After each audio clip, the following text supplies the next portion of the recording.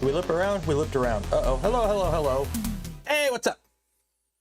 For some reason, the buttons are still lagging. Sometimes, for some reason. I don't know why. What's up, everyone? It's Friday.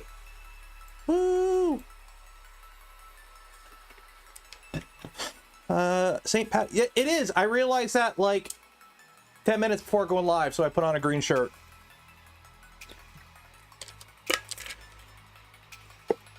Yeah, put on a green shirt because it's the day of the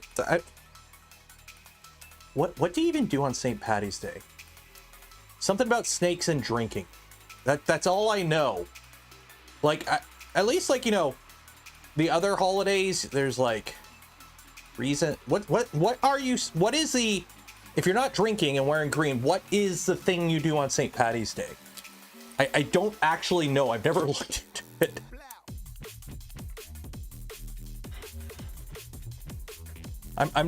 I'm not sure what you're supposed to be doing or what I'm supposed to be doing. Pinching, that's a thing. Well, drink, well, you could do that any day.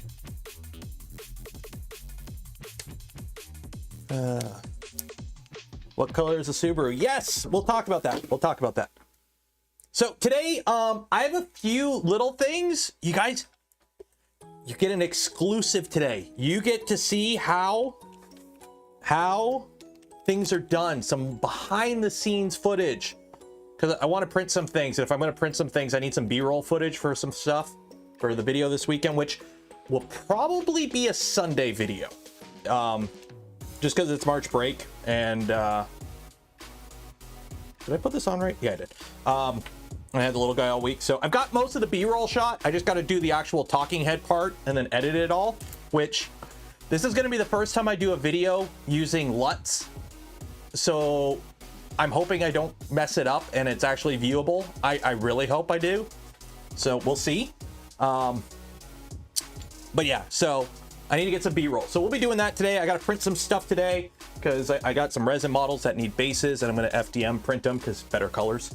And I can't paint. And then we might do some drilling. And then, I don't know, some random stuff. We got, oh, remind me, 3:15, we're going to watch a rocket launch. SpaceX is doing a Starlink launch around 3:15, I think, today. So we're going to watch that too, because I like rockets. Rockets are cool. And then whenever Starship launches, I'm going to live stream that. Whatever time that works out, as long as I am available, I'm going to try and do a live stream of that. Just because big rockets are cool. My glasses are nice slightly. Well, these are my glasses that I normally wear.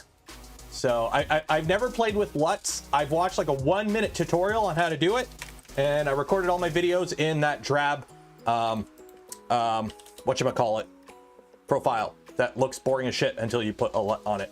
So we shall see. Terran rocket? No, the Terran rocket, I think they recycled for a while. So we got a SpaceX launch in like 69 minutes. Indeed. On the 22nd. Okay, that's cool. Is this done? Yeah, this is done. So yeah, so today's stream is just gonna be it's gonna be a print and chill. We'll get some stuff printing. I got the Prusa out, and we're gonna print something on the bamboo too, because I need B-roll of both those for some reason. Says XL because I need, so teaser for the video this weekend is going to be about resin printing, and it's going to be so you want to get into resin printing, eh? Are you sure about that?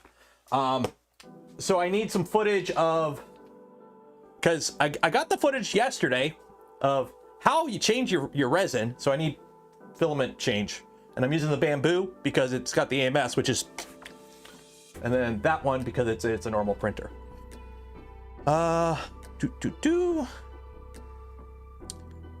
and resin fumes. You know what's funny? It depends on the resin. I personally think ISO stinks more. Like when I'm doing the filament wash, after I get it all done and I do the ISO bath, I think that part smells worse than the resin, but that's just me. Okay, so, oh, and I got new batteries for that guy. So I've got no more of the Where the hell are they? Hopefully I didn't lose them. Uh-oh, that would be bad. Ah, here they are. So on my A6400, I've been using the normal batteries that come with it, which are like 1,000 milliamp hour batteries. And now I had one that came with it when I bought it used, or I bought this one used, but now I've got an add-on. So I've got the NMPF 550. So it's like 2,600 milliamp hours or something. So I don't have to change my batteries as much, which is nice because I'm lazy. Makes it a lot easier when doing longer shoots. Or like me, where you just takes a million takes to get it right. So. And super harsh. That's what I use. Buy it at Costco. You think that's bad? We used to, at the shop I worked at, we used methanol. We used pure methanol for cleaning. Why not use a wire dummy battery? That's what I use on these two cameras. So the overhead camera and this camera are wired. The problem is I move this around and it's super annoying to have an extra cable. So this is just batteries. It's easier. When you don't like your skin, you really need that ish gone. Yeah. Yeah, ISO is not good for you, or methanol is not good for you. I'm pretty sure it will sterilize you. Like, that's what I was told when I worked at the shop, is like, yeah, try not to actually get this on you often, because it affects your, like, it doesn't do good. Your swimmers don't like it, put it that way. That's what I was told. So, yeah.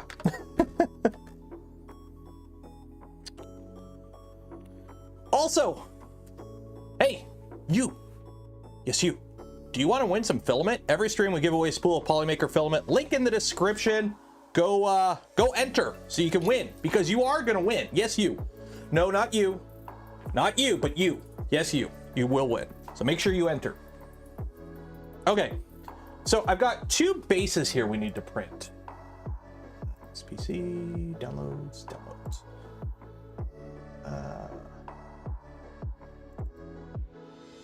Nope, that's not it. What am I doing? What am I doing? Okay. So why are you opening up the Photon Workshop? Dang it, cancel. Properties. Can I change what it's opened with? Model file. Oh, it's stupid. Properties. How do I change what it opens with? Model file.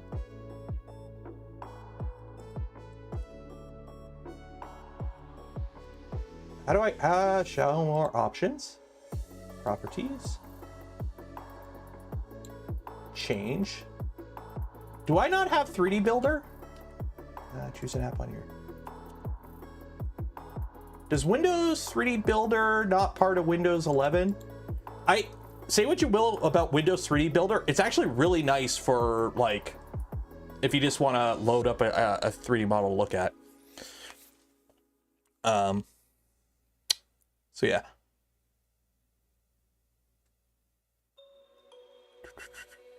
What frame is on the A64? It's a small rig. So it's a so this is my normal setup.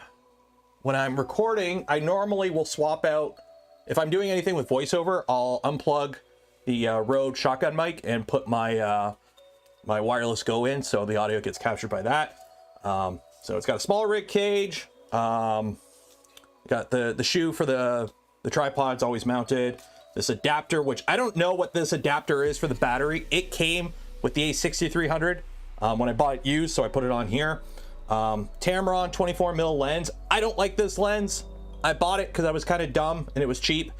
The autofocus is junk, so I have to manual focus all the time. But yeah, this is what I use for recording videos. Yes, I have a Sony A6300 too. They do exactly the same thing, but I don't like changing the setup because I would have to take that down every time I film a video.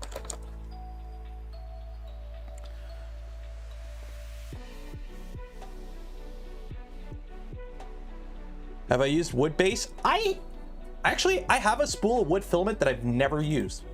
And I'm just realizing I don't have Prusa slicer on here. Prusa slicer. I gotta put Prusa slicer on this computer. I don't have Prusa slicer on this computer. I'm okay with that. GitHub? I want the beta version. Where's the beta? Is Prusa slicer 3D? Where is the beta? Prusa firmware, Prusa slicer.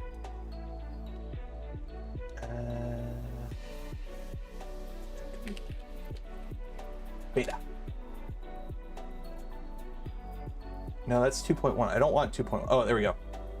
2.6 alpha 5. Okay, where is the download? Download. Pre-release. Where is download? That's alpha 4. Where's the download? Assets. Where's the asset? Assets. There it is. Okay, there we go. We are on Windows. Download. And download it.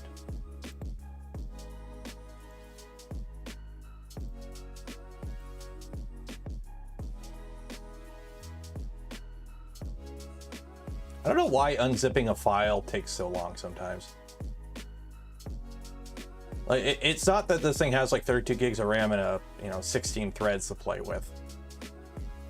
There we go.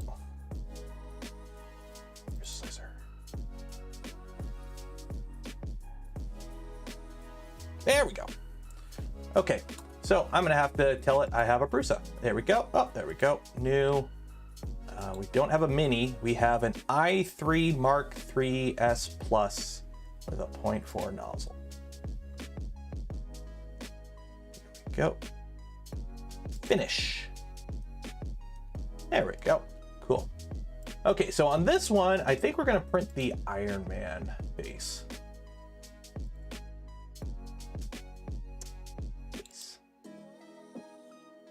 But I think this one's bigger. Yeah, this one's bigger.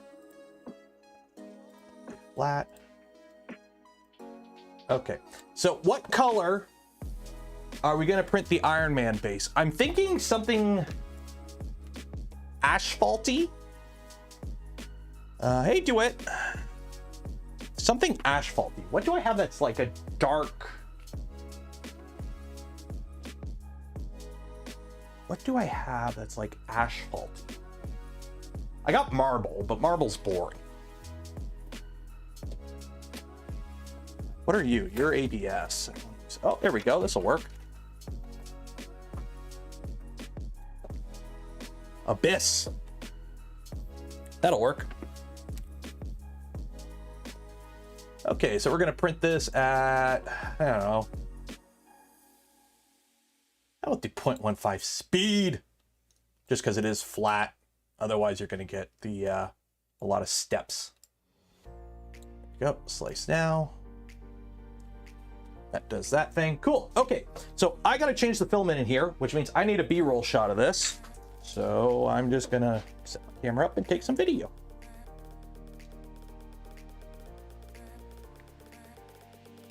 And then I got to do the same thing with the bamboo. Because the bamboo is going to be the Doom guy, which we're doing red. Yeah, it's Abyss. It's it's from my dwindling stash of polyalchemy elixir. I remember they reached out. When did they reach out? They reached out a while ago. Back before polyalchemy went bye-bye, right? And what ended up happening, they reached out and like, hey, do you want a case of filament? I'm like, yeah. So they sent me like 10 spools. And then a week later, polyalchemy shut down. So what I got is what I got. So I'm starting to run a little low on it, and I'm trying to conserve what I have, basically. Okay, unload filament, PLA.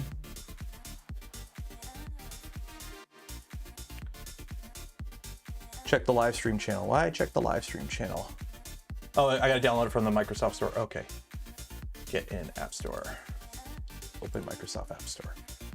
Yeah, I like, if you're on Windows 3D Builder is a hidden gem if you do 3D printing. It opens really quick.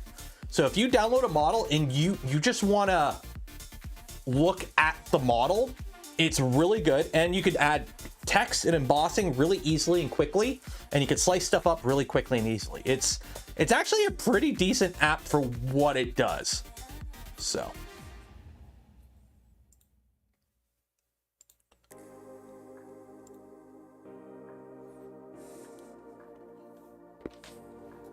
waiting for that to heat up. Is it to repair models? Yeah, it's good for that too. How long do you guys let your ABS cool before opening your closure? Sean, I recommend room temperature. So just let it get to room temp and good enough.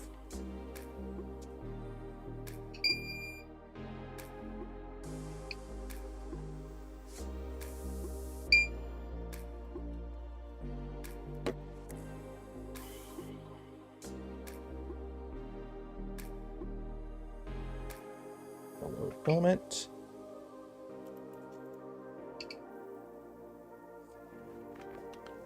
There we go. You do your thing.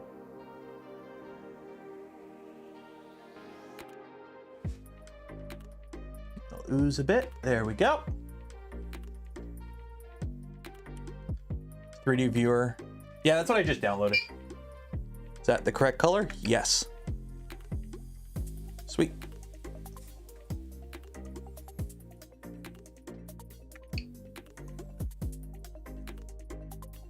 So that is that. Easy peasy.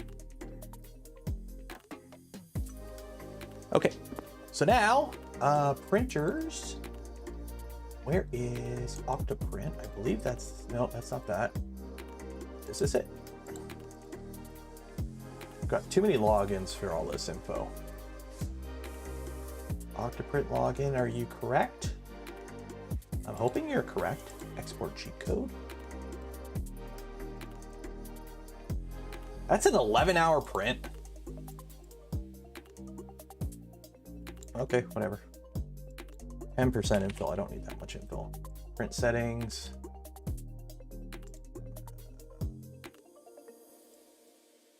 Eight solid layers on the top. F that. 4, 3. Two walls is okay. Slice now.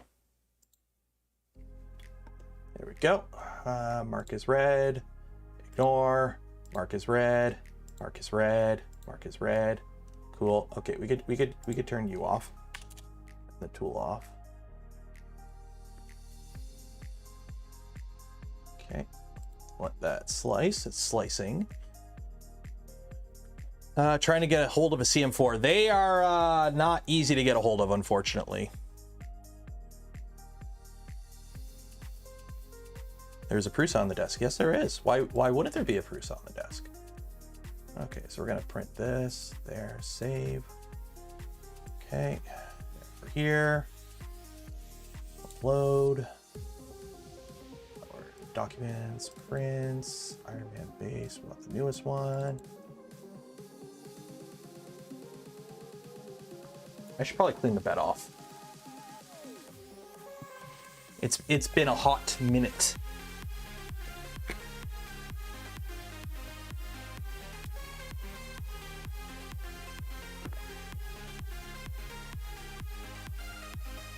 By the way, who's been on Twitter for the last like day or so? Everyone's showing off their Prusa XLs. Did it upload?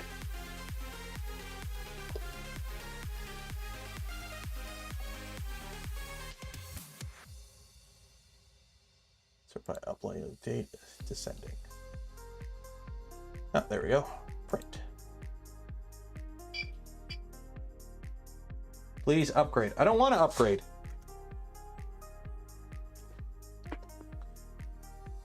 Heating. There we go. Okay, cool.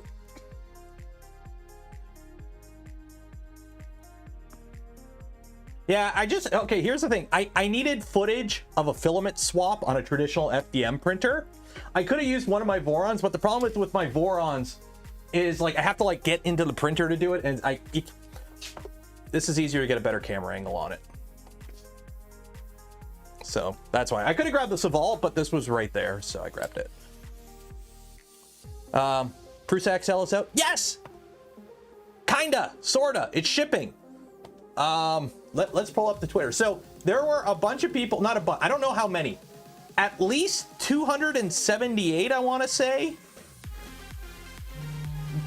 Wow, that's loud. Just going off what I've seen, but there's a bunch of people on Twitter that have been sharing their betas. So like Filament Frenzy has one. Ron Happy Extruder has one. He's got beta 68.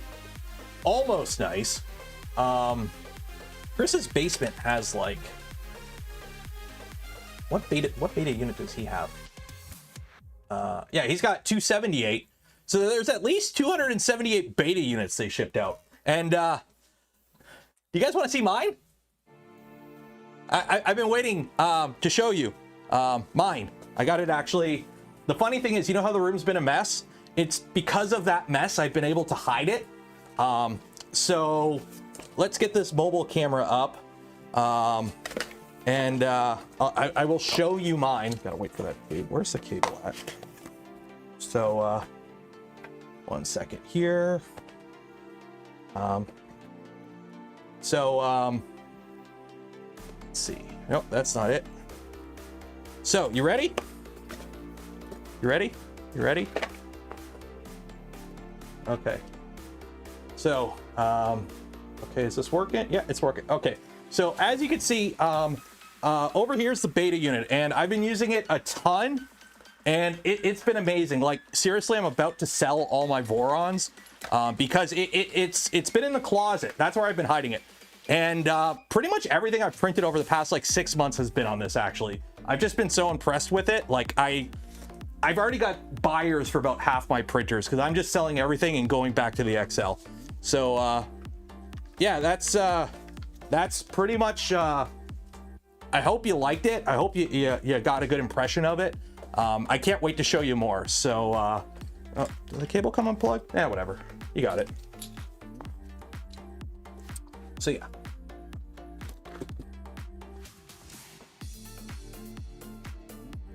And I'm just realizing I'm printing this way too big because I scaled this model down, and I don't know what I scaled this model down to. Shit.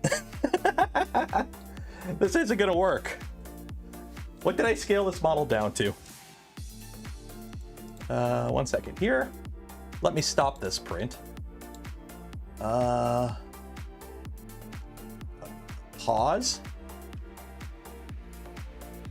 Cancel. Cancel.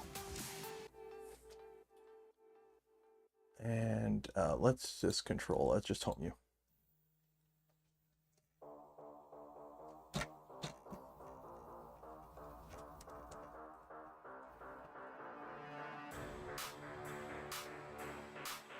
What? I was showing it off. I showed you everything. And unfortunately, if you missed it, like if you weren't paying attention, I'm sorry, but the contract said we're only allowed to show it off once. So I'm sorry if you guys weren't paying attention while I was showing it off, but I can't really do it again, unfortunately, because of the contract. So, okay, so I got to figure out what I scaled this model to. So let's put you over there. Let's bring in Iron Man. Iron Man, full figure, no base. Shoot, because I had him on an angle too when I printed him. I want to say 75%.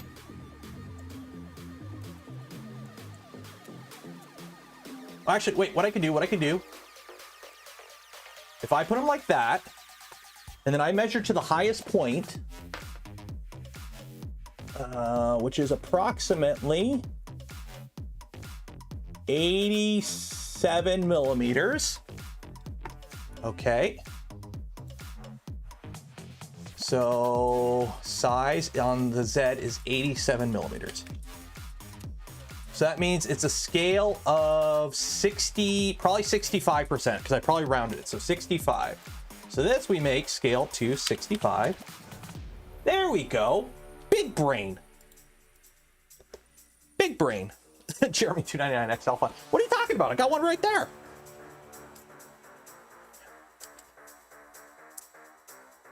So yeah, no, I don't have an XL.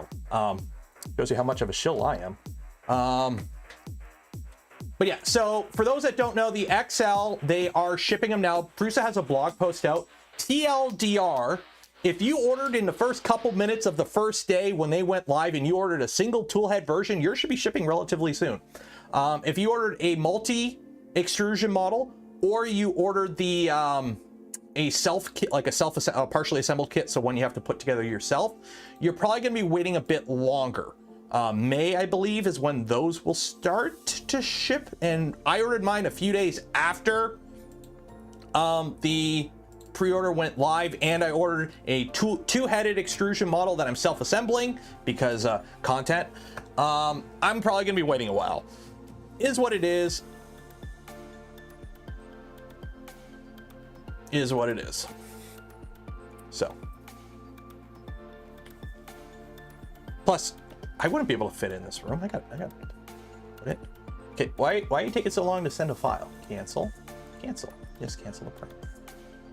Okay, cool. Upload.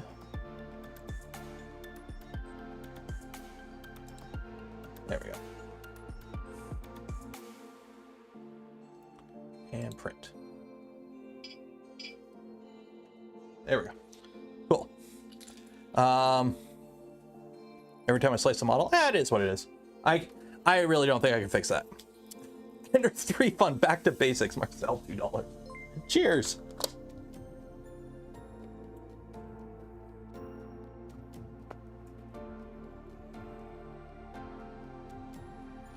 What if you order one today? You'll probably be waiting a while.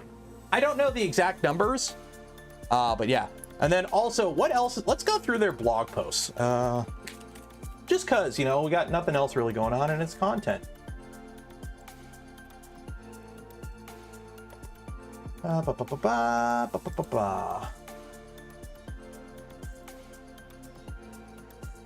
Blog. There we go. Okay. So they've done a few updates. So yes, it's shipping sort of. Single tool are on the way. They've gone ahead, they've upgraded the next year. So basically this machine is different than the machine you saw. If you went to any trade show in the past like year and you saw an XL, that's an original beta unit. I'm pretty sure it's actually the same machine. They just brought it to everything. So there's been a lot of changes to it, like refinements since the original version.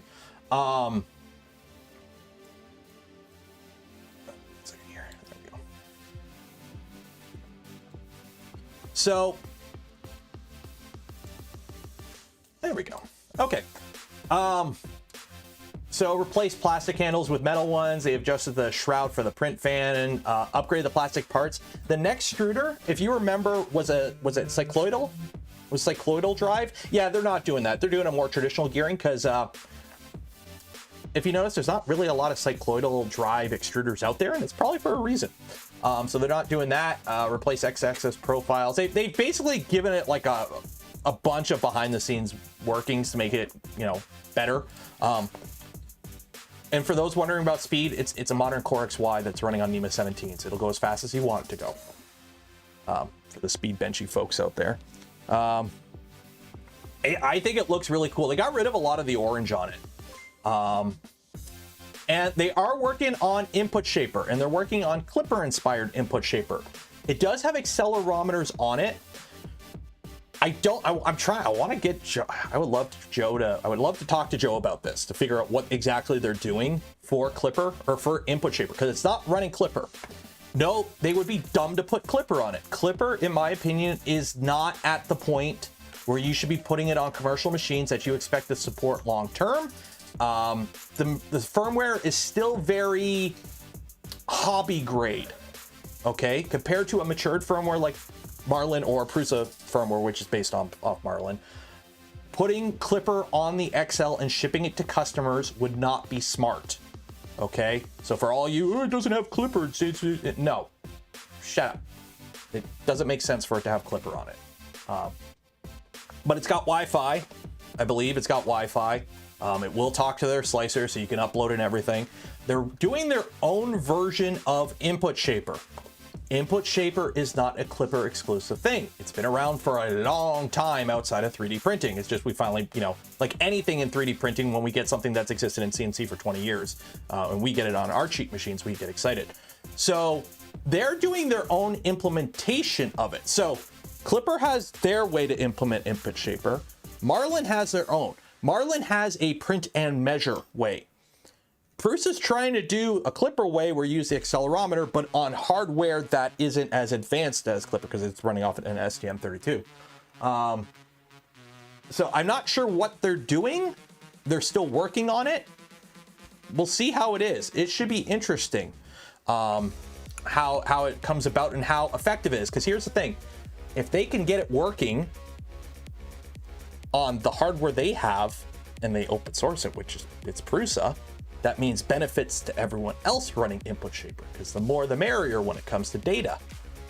So there's all that. Big chunky 2 kilogram spools, which makes sense. It ships with a 0.6 nozzle. You get some goodies with it.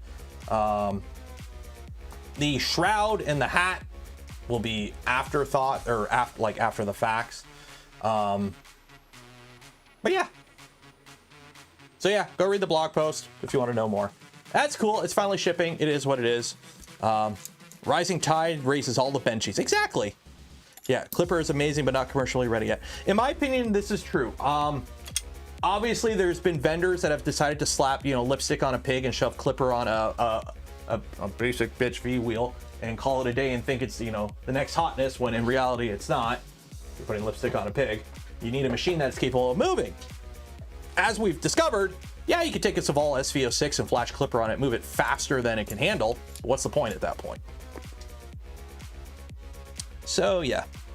Oh yeah, and Obsidians are shipping April, I think.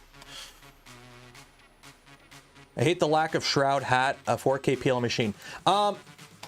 If you've kind of noticed, Prusa's kind of been leaning a lot into the PETG PC market, and those print okay without enclosures. Remember, markets change. They do market research. There's probably, Prusa sells filament. They know what people are buying.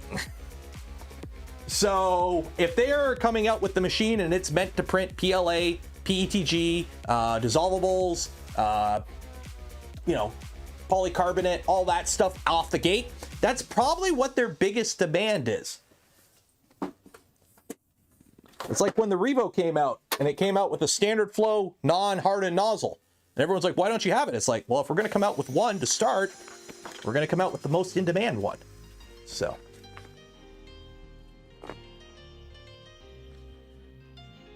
Do you lose bed size with the tool changer? I believe they do. It's because the tools are behind the bed, you don't lose bed size. So you still get a 360 cube no matter what tool head options you go with. You do lose print volume technically from a prime tower, but it is what it is. They moved away. Last I heard was PCCF for the structural stuff. What is that purple filament? What purple filament? What purple filament? On which machine? I don't see purple. That's blue. We need red in here. Oh, I got red in here. I want to put a different red. I want red. Okay, so this, are you online? No, I got to turn. Oh, you are online. Cool.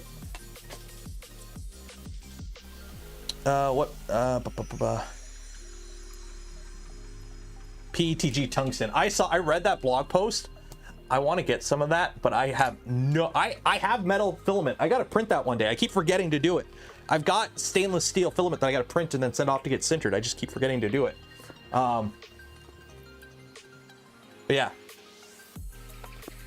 But it's like, come on, like it's meant for, you know, protecting radiation exposure, like, you know, in high radiation environments, like, you know, you just like in your garage. We are gonna do for the Doom base. What are we gonna do? Do I got sparkle? Do I got a sparkle red? I do. I got some Jesse PLA blood red light glitter. This will work for the Doom base, And because I've gone ahead and done the Hydra mod to my AMS, I can actually put the filament in the AMS. Isn't that something? And the Rat OS is now ready to work with Mark 3S. Oh, that's cool. Yeah, Rat OS it's Clipper with the front end that's been tweaked to be for specific printers, essentially.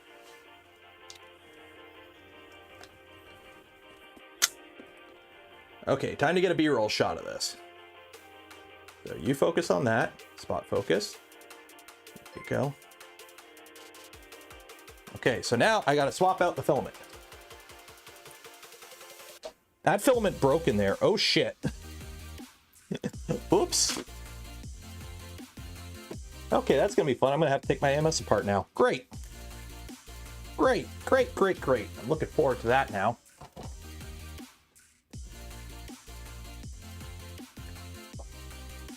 My glow-in-the-dark filament is super brittle, and it just, like... How much you want to bet my whole AMS is jammed up? How much you want to bet my entire AMS is jammed up right now? Because it's running. The motor is going right now. It's trying to feed, and it's not feeding.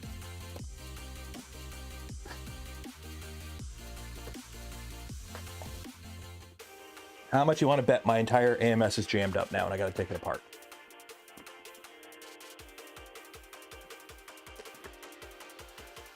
Yeah, it's ancient. I used it. I had to print something for the my computer. I printed a little standoff for the GPU to keep it from sagging, and I'm like, cool, I'll print it out glow-in-the-dark filament to make it look cool. So I had to dig that out, and I'm like, wow, this is kind of old, but it should be good. Yeah, don't do that, kids. You can go on here. Whoop.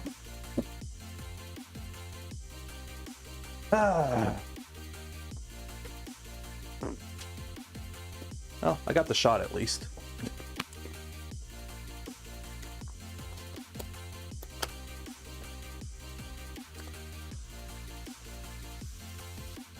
Oh my god, Brent's got, yeah. Like, honestly, I like the AMS just for the ability to, like, quickly swap out filament, because you just pull it out and put it in. Let's see how badly this thing is all fucked up. Okay, do I not have it any? Did it fully retract? Is it just jammed up because it's jammed up?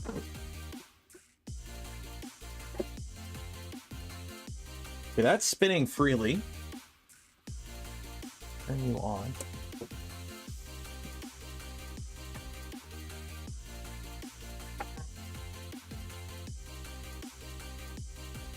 Okay.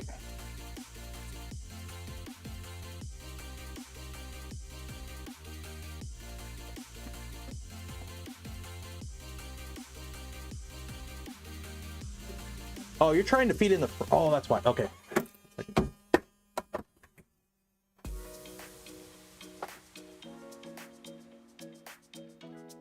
It's detecting some filament in this one, and it's trying to unload it. So let me see if I can get it out. So there's some broken filament in here, and it's thinking it's in the system. So I'm going to try and push it out.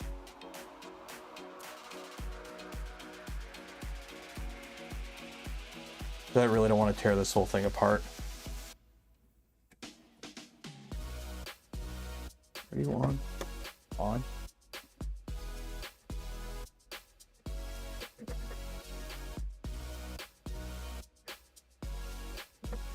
Oh yeah, you're jammed up. You're right jammed up.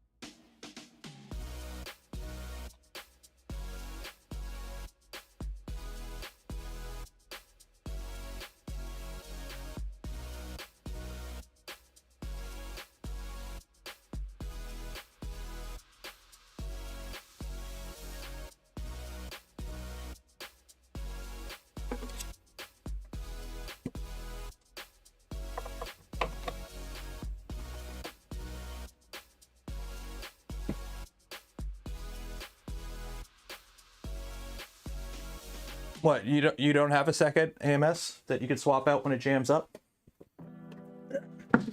Fortunately, this one doesn't have a Hydra in it yet. I gotta put a Hydra in it. That means my super awesome spools of Jesse PLA will not work. Damn it. What color do we got? What do we got? We got, you know what, screw it. I'll just use this stuff. What is it? Royal Ruby. Royal Ruby.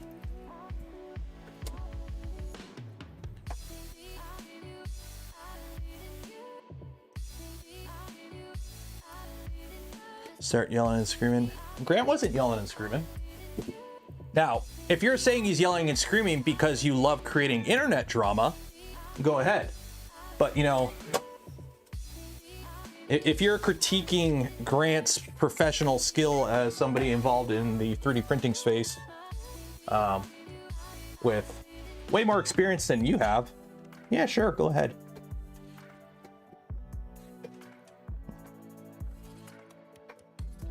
Go. Run the two from the rep box. That's for the P1P. That's what the P1P does.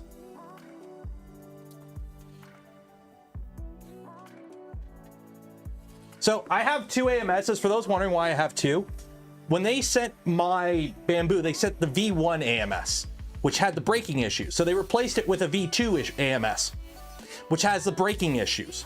But then I did the little mod to fix it though. And then that mod is completely irrelevant because you should be doing a Hydra to your AMS anyways. So, you know, you can actually print more than a few different types of filament. So, I gotta put the poop chute back in. By the way, this is from printing 2 Kirby's. That is 2 Kirby's worth of refuse. Okay, so what do we got in here? What do we got in here? We got none of those colors. AMS. We don't have ABS. We have generic, Pla, and it is red. Confirm. Yeah, Grant runs a business. Yeah, I love the comments about people who don't know what Grant actually does for a living and why he has employees. It's quite fun watching the people who don't do research on things or pay attention to things try and call them out for stuff like the it's quite hilarious. It is quite hilarious. Like, just go on his website and see what the companies he actually works with for, or works, because he does contract work. But yeah. Okay. Repair. X1 carbon. We got the textured PI plate. Import from my AMS. I gotta go to devices. I gotta go to the X1 because it doesn't default to the device you're on. Okay, so that, now we got that. Now I can go back here.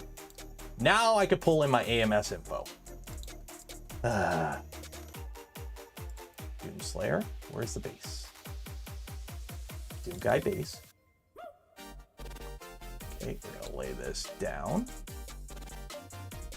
Okay, so now how tall is Doom Guy? Is Grant 3D Musketeer? Okay, so this guy is approximately, how tall is he? 123 millimeters, I think, roughly, approximately. Where's my scale at?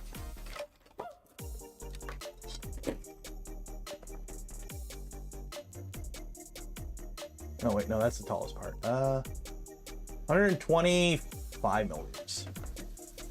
So,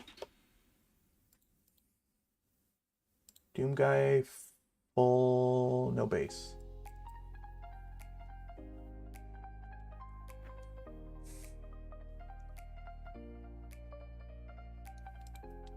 Okay, so we scale him to, what did I say, 125 millimeters? 125 tall. 125 tall. What? Why? Oh, coordinates, no scale. Okay, so 125 millimeters tall. So he is 44, so I probably scaled him to 45% then. So scale to 45%. Okay. This is generic PLA, but it's not actually generic PLA. It is silk. Okay. Slice plate.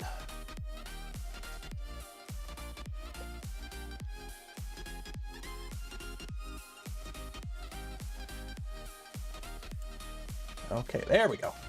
Print plate. I don't care about flow calibration. It's useless. And go! Do the thing! Let me, wait. I'm sorry, guys. 1 second here. I know I'm about to print with the Bamboo Lab machine. Okay, there we go. I've enabled the noise filter. It shouldn't be that bad. Let me put my decorations back up on here.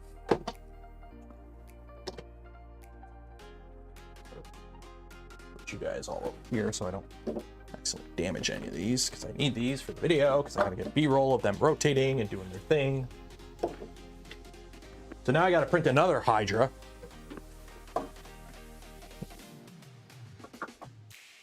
This is what I printed today. Well, last night.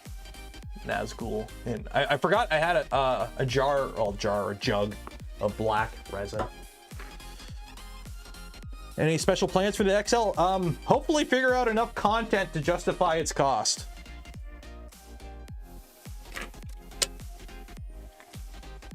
CNC Vor on tap from Chaotic Lab. I'll let you know when it shows up.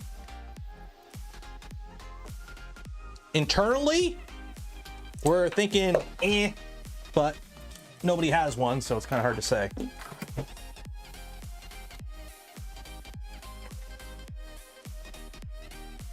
CD Maker stuff. I'm gonna flat out say no, it wasn't just for clicks. His YouTube thing is the side thing. That YouTube's not his job. And no, it's not just for clicks, because as somebody who's been paying attention to the content creation spiral and dives into like deep dives into content creators, usually it's the people that accuse people of doing stuff for clicks that do stuff for clicks, because it's projection. I don't do anything for clicks. I do what I do to keep you entertained. Yes. But I'm a content creator. That's my job. So it would have been better, trust me, he would have preferred the machine to work, because it's a lot better, because you can actually use the machine at that point. Dissolvable support. That's the big reason I'm getting the two-headed version. I want to be able to use it for dissolvable support and also printing different materials like TPU and like PETG. Because you can't really do, you can do multi-material on a setup like the AMS, but it is far from optimal and is prone to issues, because especially if you're printing stuff with different melting temperatures, if you're switching from a filament that has a hot melting temperature to a filament that has a low melting temperature, so like say PC to like a PLA, and you retract your PC with the 260 nozzle and you wait for your nozzle to cool to 205 to do PLA, and then you try to purge, you're asking for a jam. So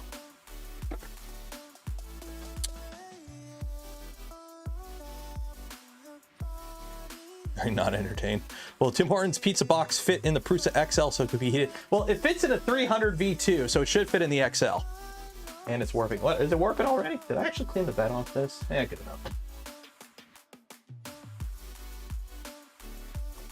And I'm just realizing this print's gonna take 8 hours, which means I can't film any A-roll tonight. Shit. Oh well. Tomorrow. And then I gotta edit tomorrow. Ugh. The Hydra, yeah, Hydra's working fine. The only reason I took it off is because I had a filament break in the feeding tube and jam it right up. So now I got to fully disassemble the AMS to clear out the jam. Also, hey, do you have an AMS? Have you been using it for more than a couple of weeks or months without issue? Take it apart and swap out your PTFE. It's probably chewed to shit by now. When I did the AMS, all the PTFE in mine was like shredded.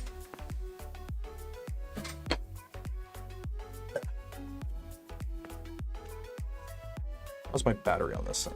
Low. Where's my battery charger? Yeah. it shreds filament, and especially my Shoot 1, which I used for carbon fiber, which I only use the carbon fiber that they sent with the printer that they say they can use in your printer. It wore a hole in my PTFE. Well, hopefully I got enough juice to charge. Okay, so this is what we're gonna do next while the printers do their thing. This is the bed for the V2 or V02, that guy. This is the prototype bed from LDO Motors. I don't have a thermistor for it. So we're gonna do a little surgery today. So the plan is I've got tons of regular like Beta 3950 thermistors, right? At least I think this is Beta 3950. I wish there was a way to tell. Is there a way to tell what kind of thermistor you have? Anyways, the plan is I've got a hole right there. So I'm going to drill a hole from the side so that we can put a thermistor in there, and then I'll just lock it in with a set screw, and then that will be my bed thermistor. So that's kind of the plan. I think these are 2 mil.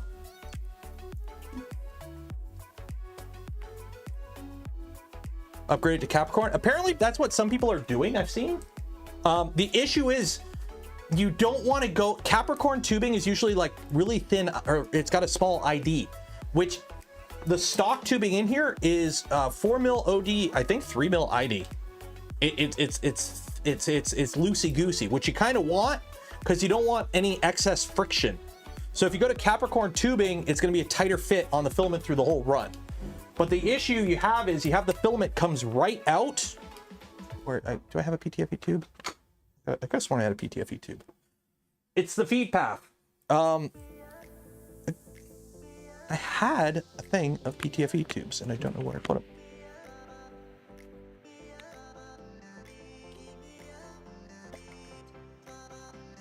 Okay, anyways, the feed path for the filament, it comes in straight down and does a 90 degree.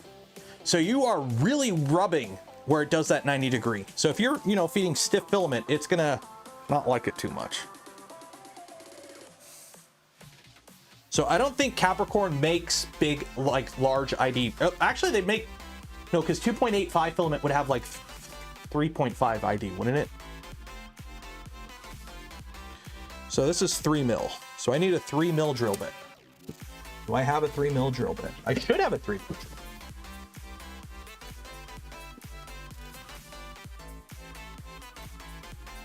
You are not 3 mil. What are you?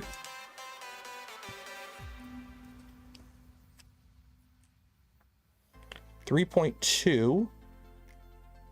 Problem is I don't have metric drill bits. All my drill bits are standard. So I have like, this is the closest to the metric. They make 3 mil ID also, yeah. 3.5. Okay, I guess 3.2 is what we're going with. I don't think I have anything smaller than 3.2. But still 3 mil, yeah, 3.9. What are you? What are you? What are you? Oh, just an obsidian nozzle.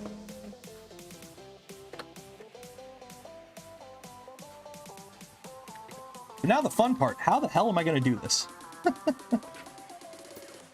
How the heck am I going to sort this out and get this set?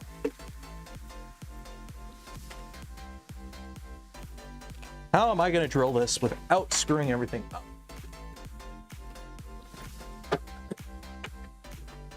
What is the, okay, I need to punch something. I need to do a punch. So I need a center punch of some sort. I don't think I have. Oh, I got more drill bits in here.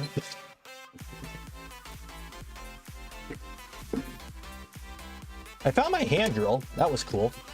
That was hoggers, as the kiddies would say.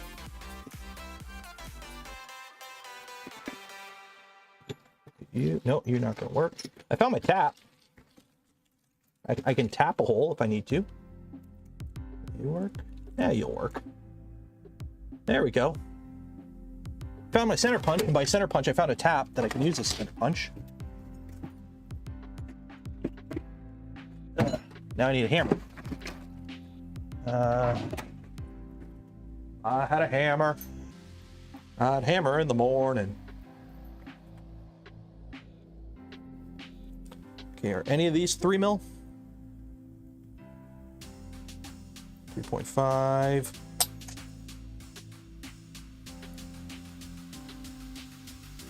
Oh, this is 3 mil. This is 3 mil. I got a 3 mil drill. Sweet.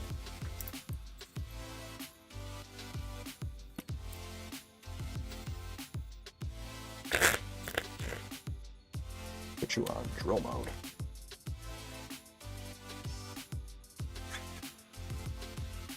So the plan is I'm going to clamp this to the desk and then hopefully I can drill the hole without breaking anything.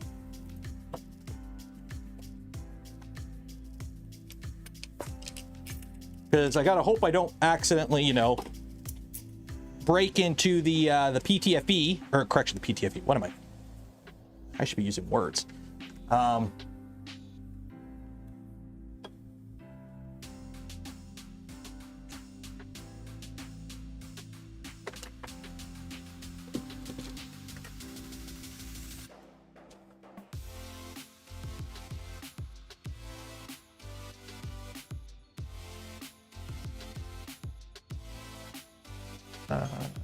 Wow.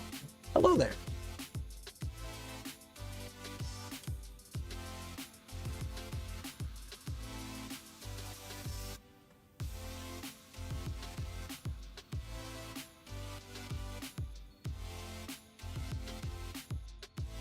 Yeah, that'll work. Cool. Till that falls over. Okay, so the plan is drill a hole in, and if all goes well, I should be able to install. I can't find a center punch or a hammer, so I'm using a tap and a wrench, because that is how we do it around here.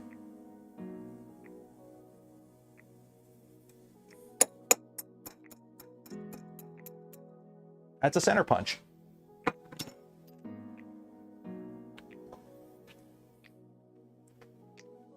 Now this is aluminum, so you shouldn't need cutting fluid for it.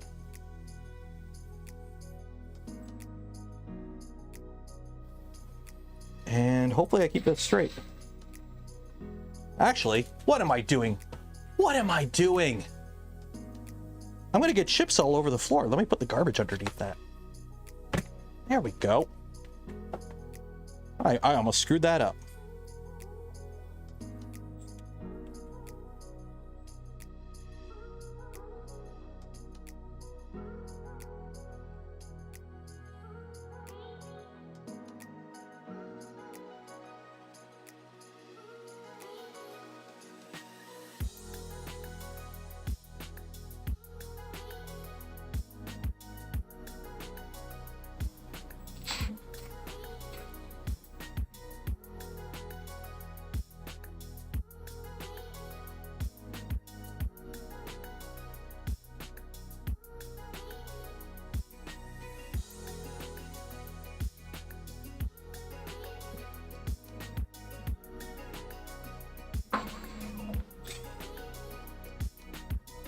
Gonna drill me a hole.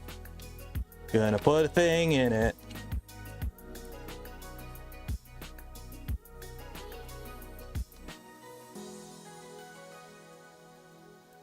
It's a little tight, little tight.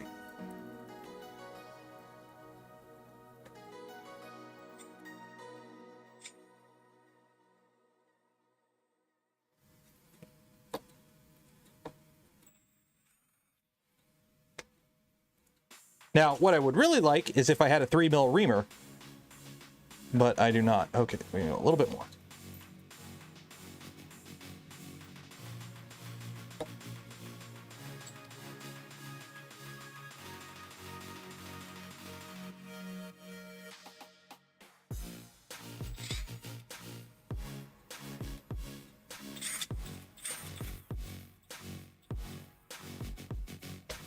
Go. What kind of mic am I using? I use a Rode Wireless Go, and I've got some noise canceling on right now because we have a bamboo running. There we go.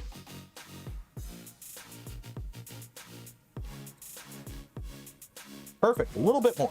A little bit more.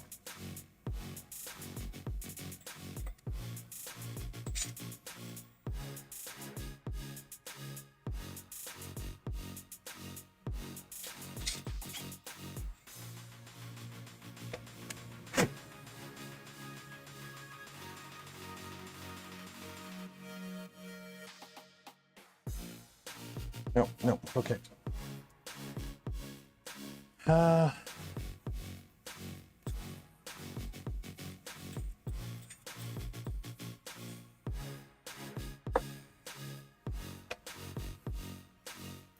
Whoop. Now you're seeing the mess. See, the problem is I don't want to get stuck in there because I got no way to push it out. I really wish I had a reamer. A reamer would make this a heck of a lot easier. I might have a reamer. I might have a reamer. Give me 1 second.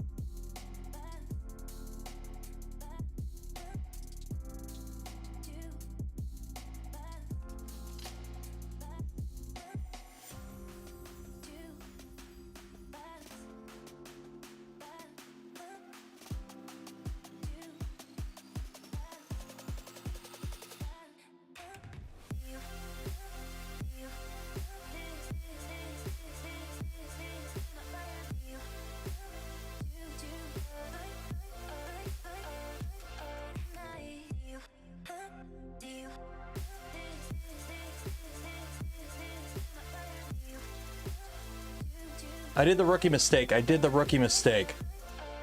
So, the thing is, anytime you go to check like drills and bits and whatever, never trust what's labeled, because half the time the little labeling on it wears out and you can't read it anymore. Always basically bring something to measure with. Which I got. 1/8, close enough. Now, if you're reaming a hole, I know this is not this audience's normal type of thing, but when it comes, wow, that's loud. When it comes to reaming, you want it to be, the setup to be rigid, because these snap really easily.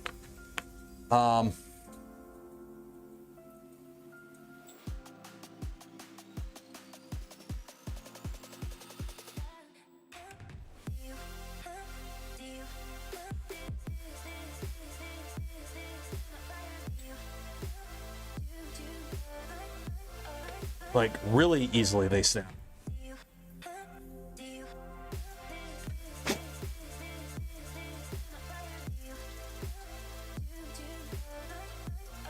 There we go. Actually, I gotta go a little bit deeper, probably another 1/8 inch.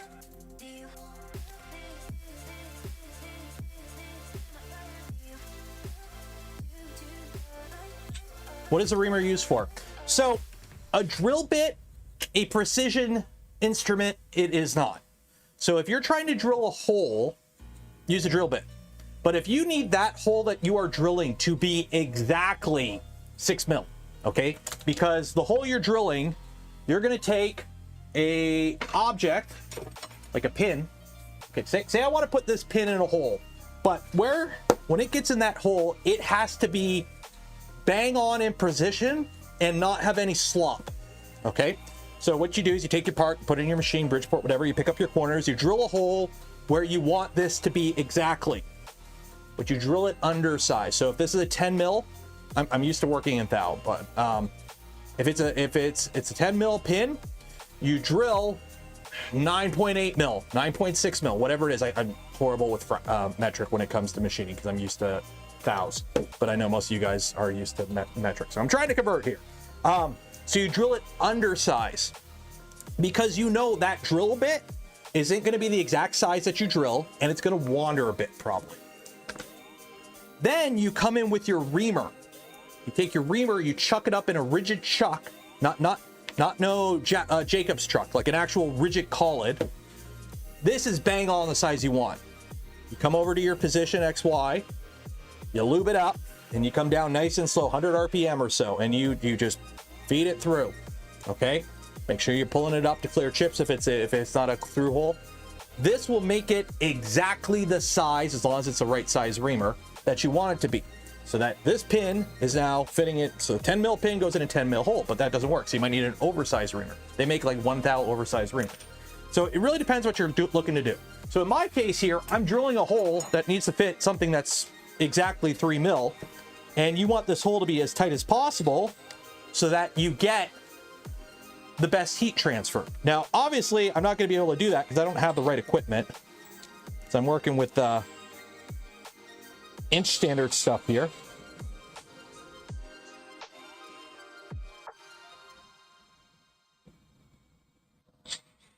So we're gonna borrow a little something from our friends at Slice and use some of their goop, if I can find where I put it. So yeah, use a little thermal paste.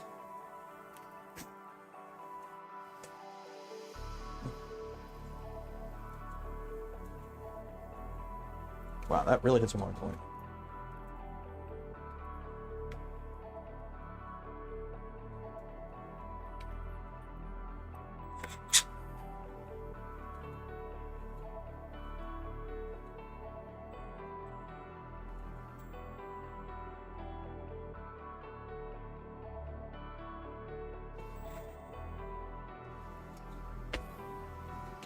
Now, it doesn't also help, there's a vertical hole here that crosses the hole I drilled through, so we're getting breakthrough, and it's not great.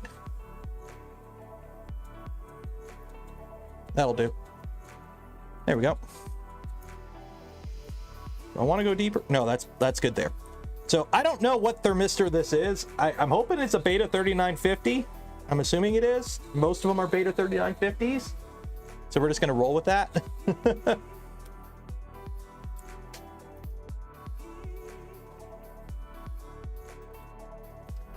Okay. Okay, Slice, where'd you put the good shit? Where is the good shit? Boron nitride paste. Where is boron nitride paste? Hopefully I know where it's at. It's not where I normally put it. Shit. Like, I do have like just thermal compound. I might just, you know what, screw it. I'm just gonna use thermal compound. I've got thermal compound somewhere. Yeah, silicon glue. Oh, wait. Doesn't the bamboo come with some? Why do I got Nerf darts in here? Doesn't the bamboo come with some? What is this? What is this? Lubricant grease. Thermal grease. Is that it? Thermal grease? Is that it? Thermal grease? Connector grease. I meant thermal grease. Is that it? Thermal grease. That would be it. That'll work.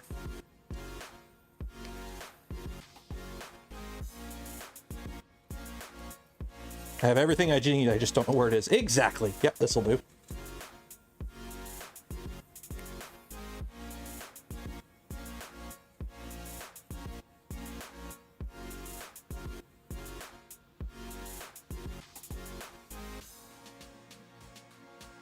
Okay,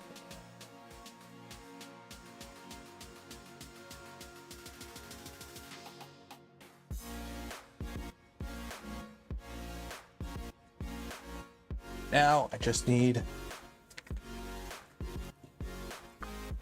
M3 set screw.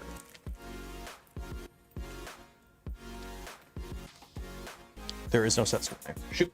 M3 set screw. Where would I find an M3 set screw? Do I have set screws anywhere in my stock?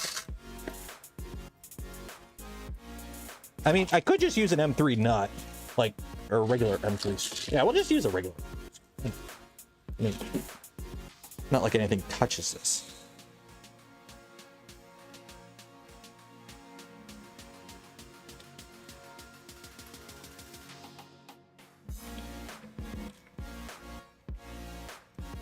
There it is.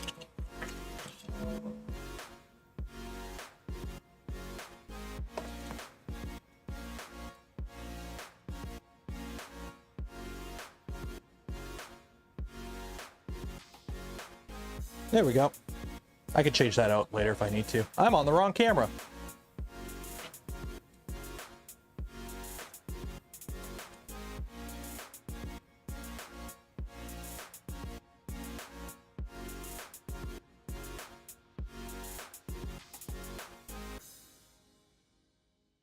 Those aren't going to work. What do I have here? What do I have here? That ain't going to work. What are you? What are you? You're not going to work.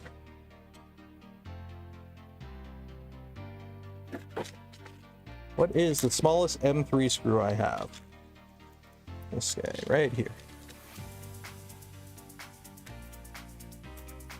Yeah, that'll do. I mean, all it is to hold it in place.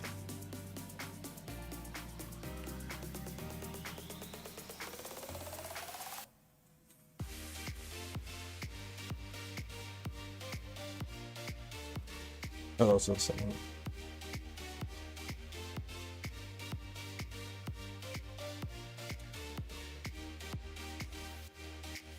There we go. Easy peasy. Just Captain tape it. We might. I gotta do something. Probably end up zip tying it actually. There we go.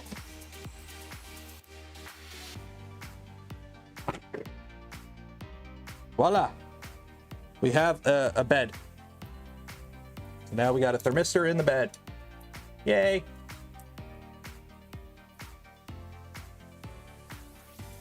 I'm hoping the two wires that come off this are, yeah, they're plated, so yeah. Cool. So that is that. You can go there. Go there. That was fun. Did you guys like today's lesson in shop class? Oh, the SpaceX. Ah, shoot. You guys are supposed to remind me.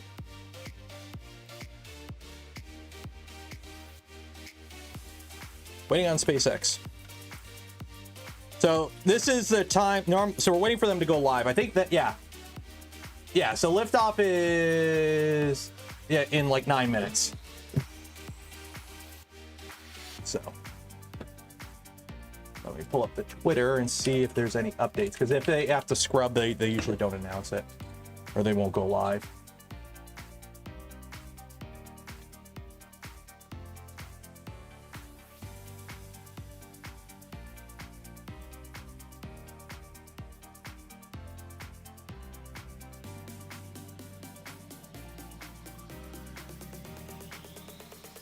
Waiting on SpaceX. Come on, SpaceX, do the thing.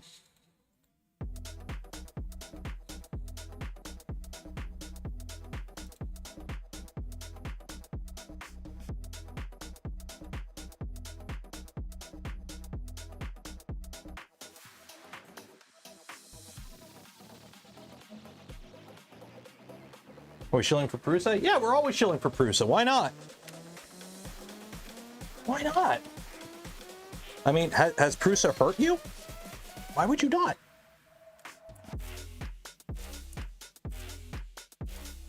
Are there any settings, okay, Super Slice, that need to be turned off for Clipper? No. Make sure in your Super Slicer.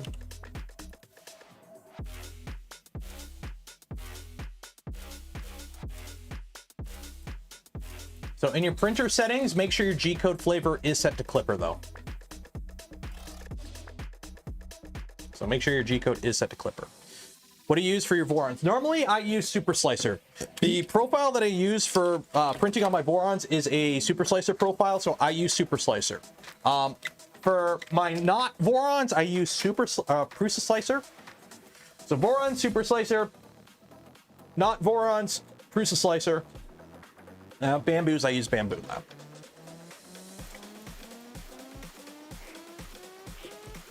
Lab. Strain relief.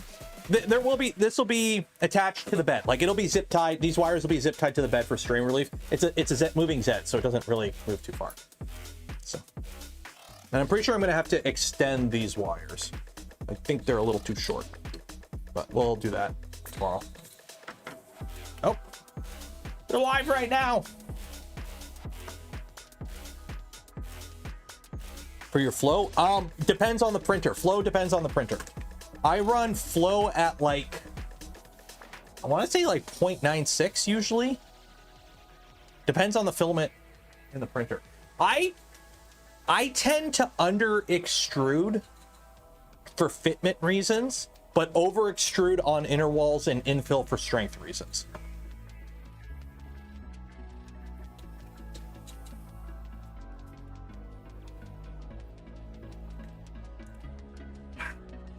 It's honestly not that slow. It just got low accels compared to, you know, that.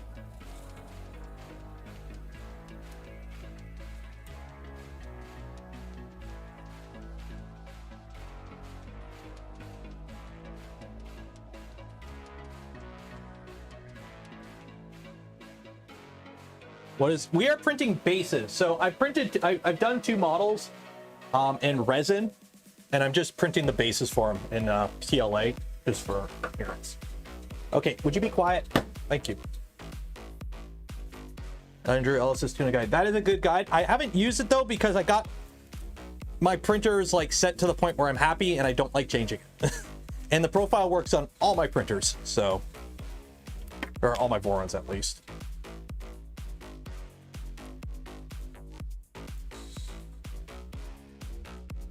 Also, I will say, the Prusa, you know, sitting on the floor in the other room for like a couple months, pull it right out, do a print, first layer's perfect. Ain't nothing wrong with that. Then again, if a printer is not moving, nothing really should go wrong with it. Say filament does not, if I stop and use manual extrude, it works just fine. Then you have something wrong if your printer's not extruding during normal G-code commands. Make sure you have your like, are you using a profile you created yourself, or are you using like a pre-made profile? The Balrog print, did you on your, I assume that was Photos Mint's one? Yep, I did it all as a single print.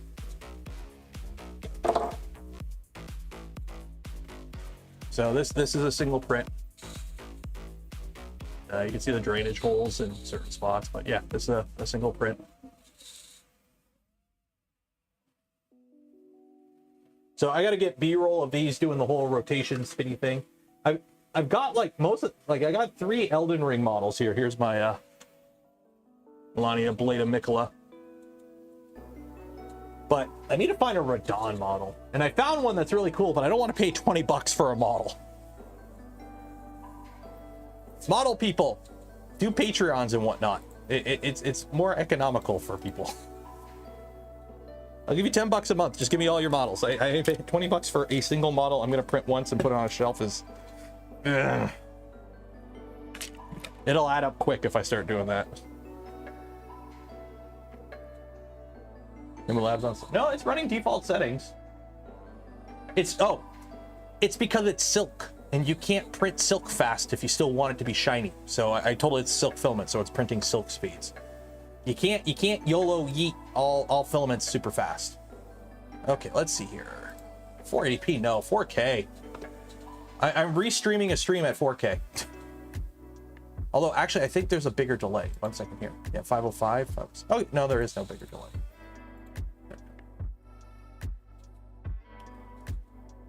Cool. Space! I got it muted when they actually get to, like, I'll unmute it when we get closer to launch. So 5 minutes. What's the new Netflix for STL, or is that just a scam? I have no, what do you mean Netflix for STL?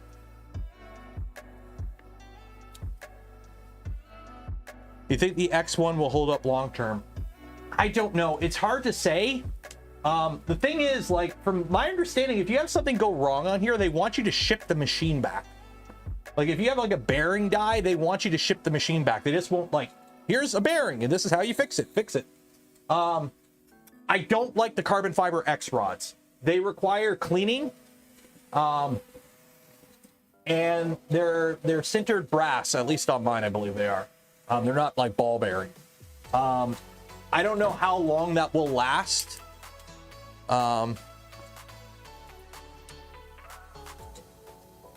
Everything's proprietary. That's the thing. Like mine, my rear fan is dead.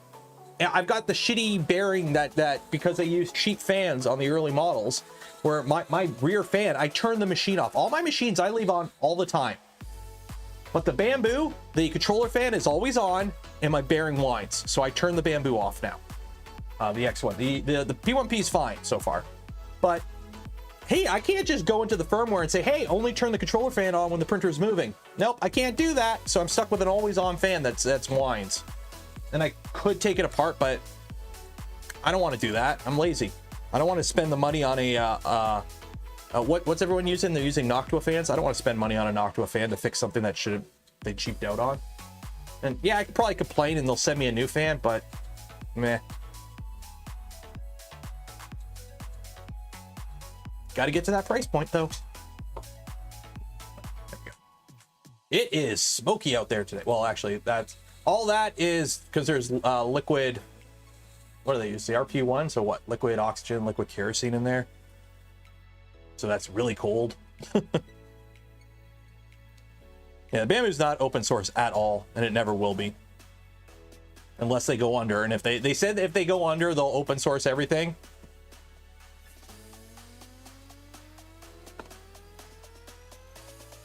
Someone will buy the IP off of them instead, I bet. 6 months, they'll be in a new version. I don't think they've done any major revisions to the X1 or the P1P since we're released. I know they're on version 3 of the AMS.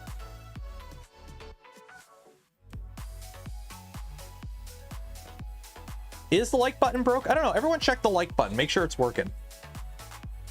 We're about to go watch a rocket go zoom zoom.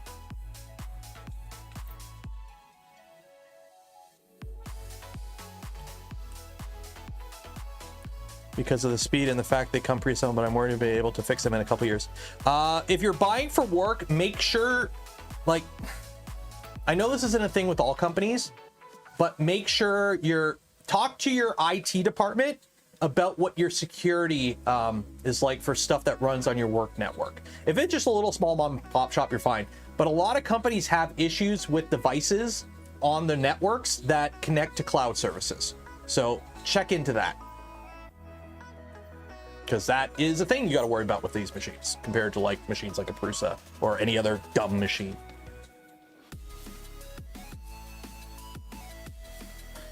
Any way to send clipper screen on screensaver mode just to save power? I believe you could turn off you could set it to a turn off time at a certain point. Okay, let's mute the music here.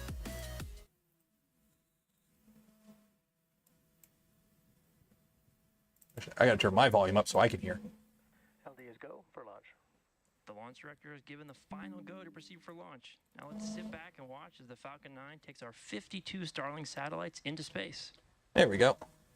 Yeah, network security is a big thing that companies, especially with all the 30 seconds. Attacks and ransomware. I'm not saying Bamboo is anywhere remotely related to that, but that means because of those things, workplaces have rules in place when it comes to things that access the network and network security. And you need to make sure anything you add to your network, like these printers, abides by those rules. T-minus 10, 9. Yeah, there's going to be a 10-second delay because I'm also streaming on YouTube. So if you're watching this live, you're ahead of me by like 5 seconds. 2, 1. Engines full power. And lift off Starlink 2-8. Go Falcon, go Starlink. Woo, rocket.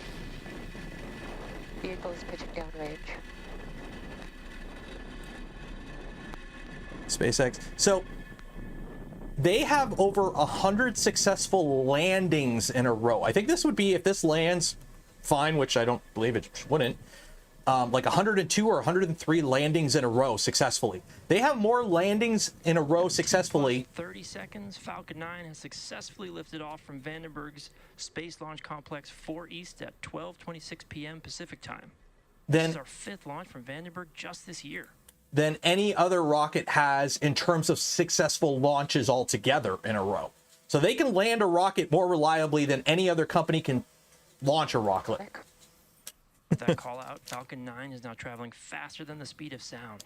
Yeah, there's going to be always be a delay. If you're watching me, when I clap my hand, you see that in 8 to 10 seconds because there's a stream delay from me to you. And okay. You heard that call out for Max Q. So if you're watching this stream live, so if you're watching this stream live, and then you're watching my stream next to it, there's also an 8-second delay for mine because I'm also streaming it. So. Oh yeah, Musk is a dick, like the mortal. Elon Musk is yeah, but he doesn't run SpaceX. Gwen Shotwell does, and she does a good job. Away from a series of events, MECO, Stage Sep, SES1, and fairing separation. Stream faster. I could if I streamed at under 1080p. All 9 of the Merlin 1D engines on the first stage shut down. Stage separation is when the first and second stages separate. SES1, or second engine start one, is where we light the single Merlin vacuum engine on the second stage. And fairing separation is when those two fairing halves separate and fall away from the second stage. The reason it's doing so well is because Musk is not involved. Those events, Trajectory is nominal. I don't doubt he's had some involvement in the push to get to the company to where it is now. Like, it would be wrong to say SpaceX and Tesla would not be what they are today without Elon Musk. However, he's just a dude who's a hype man. There's actually people that do the work to get the companies where they are. He's just the push, or at least was. I don't know how it is now with SpaceX. He seems to be pretty hands-off because, you know, government contracts and whatnot.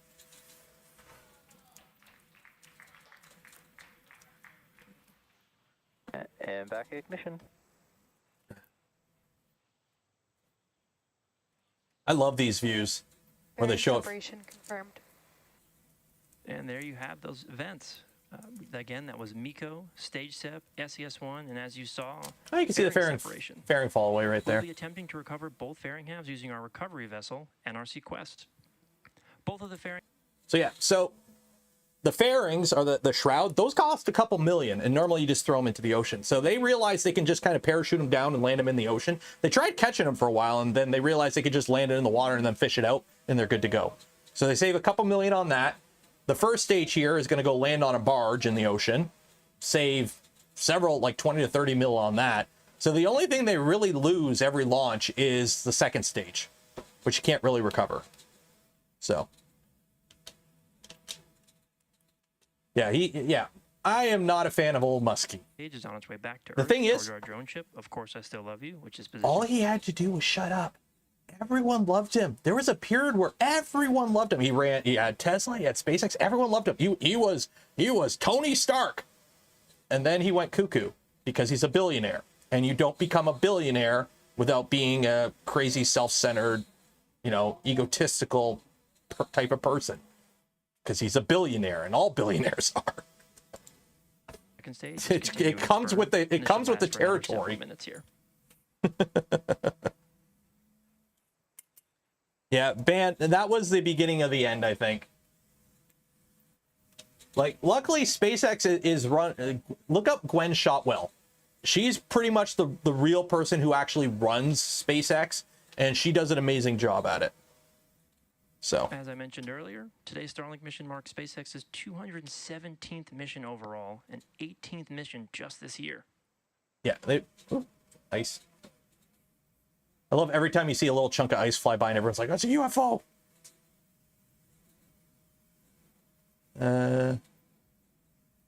Hey, Kyle. Both vehicles continue to follow nominal trajectories. It's funny, you're watching this view, and this thing, you heard that stage one, it's just floating, following nominal trajectories. And then you look and it's going at 7,000 kilometers an hour.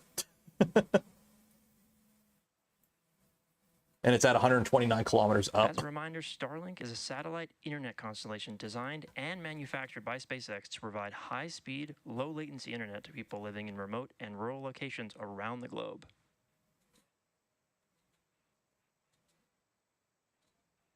How much money did he even get from that? Like, I know it's like, here's the thing. You don't become a billionaire without some starting capital. A minute or so, So it's kind of like, one entry burn. Yeah, everyone rags on him for having the Emerald line, but like every other person who's a billionaire started with something. Like very few rich people start with absolutely nothing. So it's kind of like a given they had like some form of nest egg to start with. Like, yeah, we're playing. So right now, welcome to the live stream. We're playing KSP 2 right now. Just around 40 seconds from now. PayPal. Yeah, he was one of the founders of PayPal, or one of the investors. So, just a small loan of $1 million. Hey, we got any Saudi oil princes in chat? You know, for a small really fun. Spectacular views of the Earth behind both. I can't talk when other people are talking in my ear. People who edit and listen to music, I can't.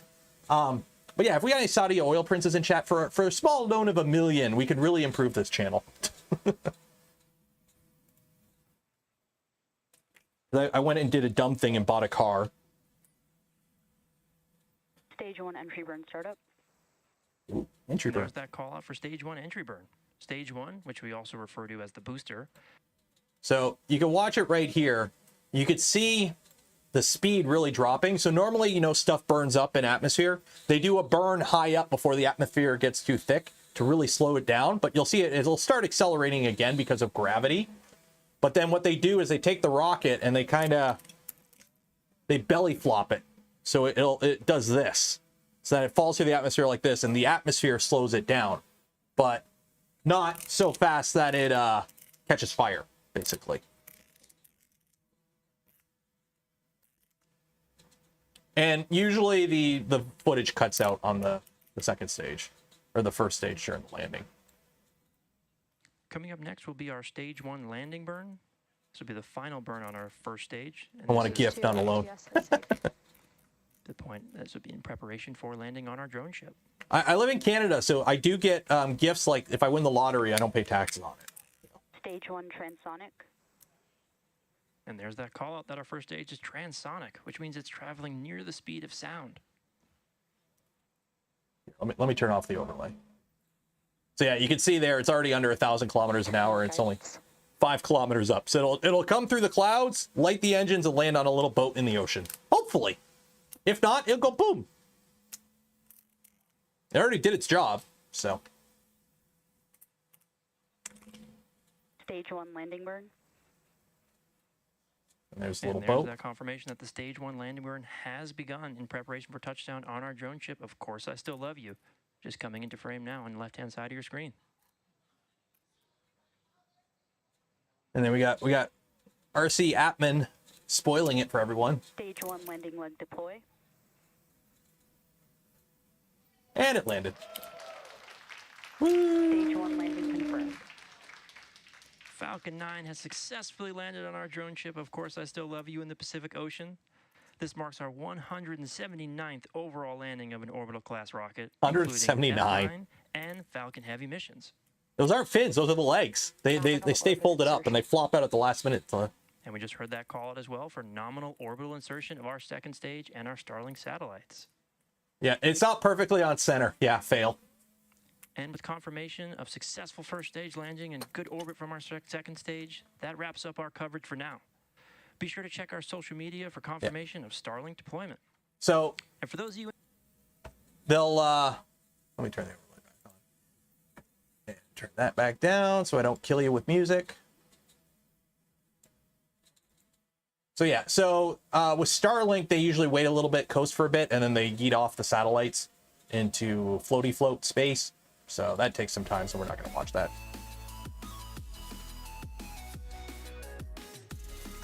There we go. That was fun. Did you enjoy that? Did you guys have fun there? You know what's funny? That like what 179 launches. I remember watching the first one, and everyone's like, "Oh my god!" And now they've done it like almost 200 times. And it's like, oh well. Still watch everyone. There's another space launch in 3 hours from the Space Coast. They've launched 18 rockets already this year. That's more than like some countries do in a year. So yeah, I hope you enjoyed that little clip of KSP2. I don't think this computer would run KSP2.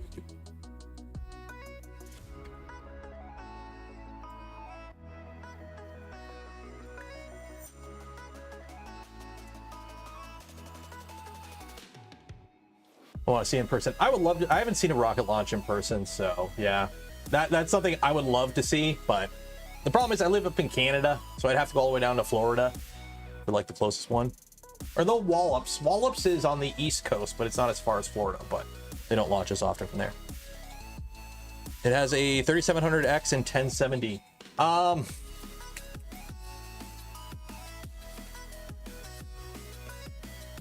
So KSP2 system requirements. The minimum is a Athlon. So I'm okay on CPU, but video card is a 2060, a 1070 Ti. Okay, I have a 1070 in this. So actually, I think I would meet the minimum. It don't run good on minimum. It does not run good on minimum.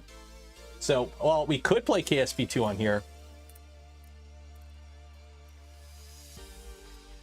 I'll trade you an RTX 3070 Founders Edition. My main computer has a 5700 XT. That would be an upgrade, but not worthy of a Voron upgrade, I think. Doesn't run good. I know it doesn't run good at all. Yeah, Kerbal Space Program 2 is it's an early access game for a reason. Let's go there.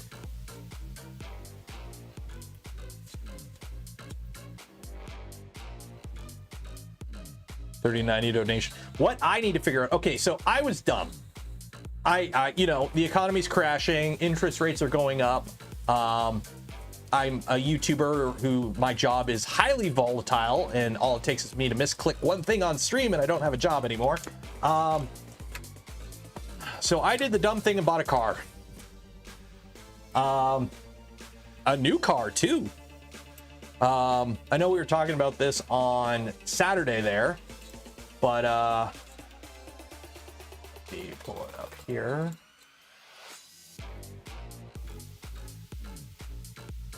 So my current vehicle, the Focus, Club Focus, as some have called it, that I know because I what the type of music I like to listen to. It's over 10 years old, 10 and a half years old. It's been through 10 full winters in Canada where we salt the roads. And it's did they update the site? They updated the site. Okay, cool. It's starting to show its age by a bit. It's starting to get up there, and as of right now, I'm driving to Chicago this year. I'm driving to Goshen, Indiana, and East Coast Rep Fest. Those three are combined 20 hours of driving in another country. Actually 40, because I got to go there and back. So I'm like, you know what? I'm gonna buy a new car.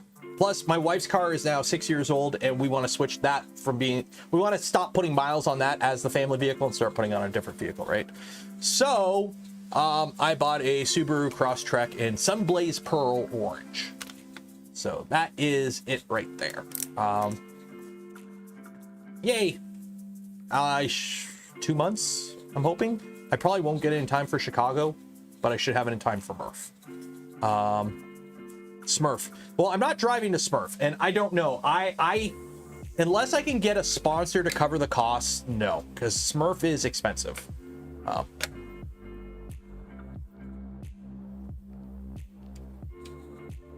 So it's not that Gucci. It's the touring model, which is only the one up from the base. And the only reason I got it, I was actually looking at a different car, a Ford Maverick, but a Ford Maverick's like 8 months I was quoted to get one. This, I happened to walk into the dealership and they're like, yeah, we just opened up for 2024s, and the ones that our dealership is ordering for like the lot have already been ordered. They'll be in 2 months, and we have 4 left on the list. Do you want one? So it was like, okay. So wrap it. Yeah, I'm not. Yeah, put my face on it. Business expense. I would love to go to Smurf, but Smurf is a plane ticket overseas and hotel overseas and food and costs. And it's not like I'm hopping over to the States. Like Rapid, I still need to find a sponsor for Rapid still. But Rapid, if I can't get this car in time, I'm going to try and fly. I might fly to Rapid just because it's in Chicago and I can fly to the Detroit or the Chicago airport. So I'm not driving. I'm not setting up a GoFundMe. I don't. Now, why would I rely on the American healthcare system for an event?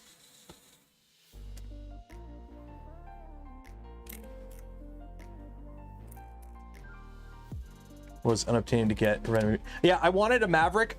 So this is a little bit. So this is more money than the Maverick I wanted, but it comes with a lot more. If I were to price out a Maverick with the same like type of options, like the lane assist, blind spot, automatic cruise control, all that fun stuff, it would be way more than this. It would be like another couple thousand. So this is cheaper for this, like most bang for the buck. I priced out a bunch of stuff. It was like most bang for the buck. GoFundMe cheaper than insurance. You take the tunnel to bridge, or it depends. If I'm going to Detroit, I take the tunnel. If I'm going to somewhere else, I take the bridge. Because when you get off the bridge, you get right onto the highway and you just go wherever. So usually, like when I went to Rapid Detroit last year, I took the tunnel because it was right outside the tunnel.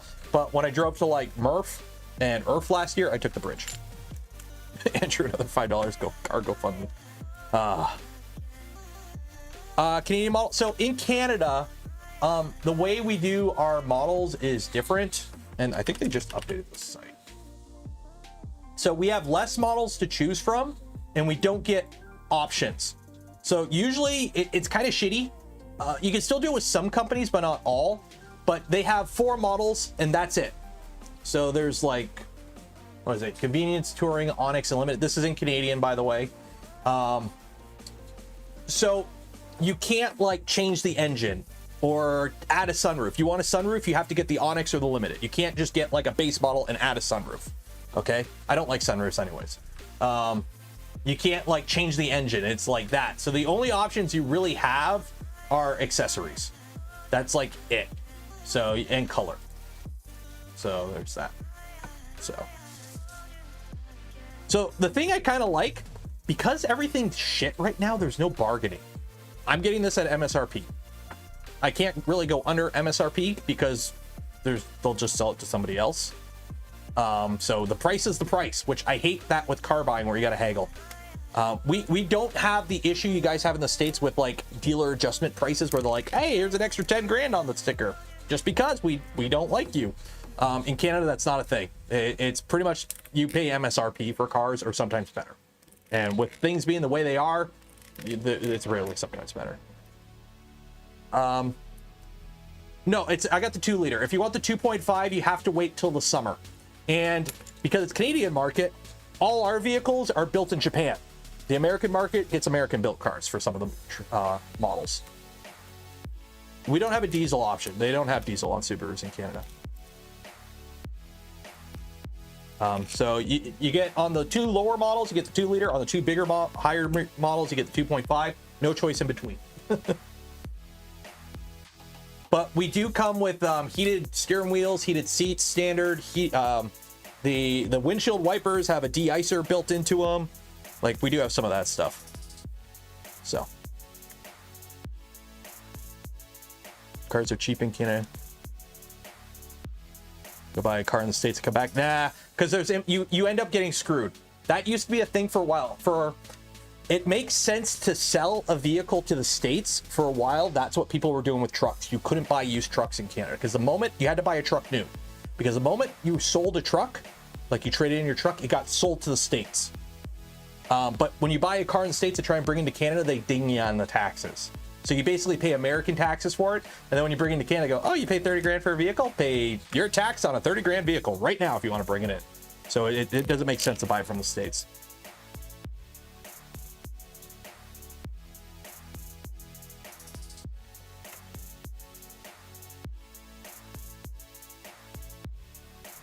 Living in Canada, like, what do you mean caught you by surprise in the good way or the bad way? And honestly, it's a family car. In my, like, I live in where it's flat. It's flat where I live. There's nothing to look at. So I don't care about like turbos and whatnot. Get out of it before the warranty is up. Anthony, no, I buy cars and drive them till they're done. I bought my Focus new. I got a decade out of it. I've had the only reason I'm getting rid of it is just because I know I've put nothing into it in 10 years other than brakes and tires and oil changes. So if I only done brakes, tires, and oil changes on my car in 10 years and that's it, and it's starting to rust up and it's a Focus, which is a Ford, and we salt our roads, what is going to go on it first? And how much is that going to cost? It's like, oh, we got to replace all the ball joints. The amount of Focuses I have seen on the side of the road in the past year with on the side of the road where one tire on the front is like this and the other one is like this is way more than I would like to see. Same car in the UK is equivalent to 60. Oof. Cam belt should be 10 years or 100,000. I just hit both of those. So I need to find somebody to buy my car because the dealer's like, oh, we're only going to give you like this much because it's got rust on it and you haven't done anything on it. And I'm like, it's good I haven't done anything on it because it doesn't cost me. So I got to find somebody to buy that. That's my problem. Andrew, $10. Cheers. My only complaint about Subaru is the windshield so freaking fragile. I'll keep that in mind. Up here with insurance in Canada, if you get a chip in the windshield, they'll pay for it for free to fix it. Because they'd rather pay the low cost to get a chip fixed than the higher cost of a crack. So if you chip your windshield, you can get it fixed for free in Canada as long as you have car insurance, which you do.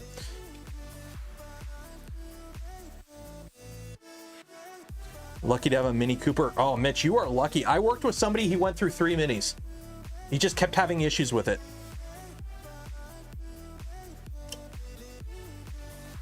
The crack one, right? Okay, I'll keep it in mind. Okay, so the Doom one will be done soon. Yeah, my Focus is 10 years old, 10 and a half years old. Actually, the car was built in May, so it'll be 11 years old in May, but I've owned it since September because it's sat on a lot for a while. But I've got 106,000 on it because I'm a YouTuber right now. For the past year, I've put maybe 5,000 kilometers on it, if that. I don't drive to work anymore. Diesel. Oh man, diesel is so expensive here. It's like $1.75 a liter compared to like gas, which is like $1.40.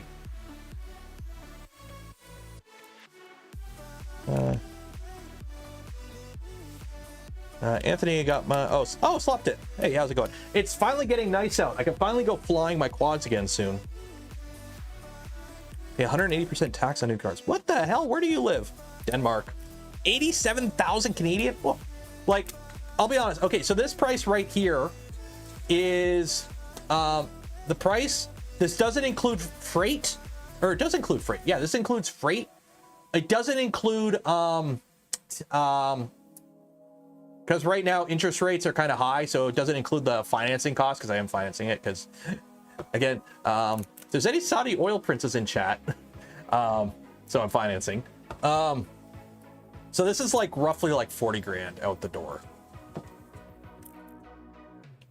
But yeah, if that's like, ooh, that's expensive over there. Why not a Tesla? No, absolutely not. One, they're like Model 3 Canada. One, I wanted not a car. Yes, I know the Crosstrek is basically an Impreza that's lifted. Yes, I know.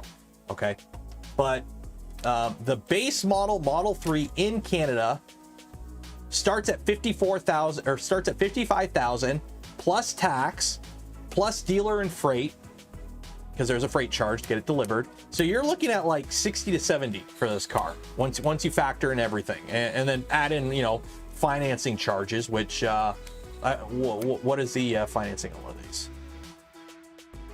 Continue to payment. So absolutely no options. Loan, yeah, $660 a month. What is the financing? 7%. Yeah, 96 months. So 8 years at $666 a month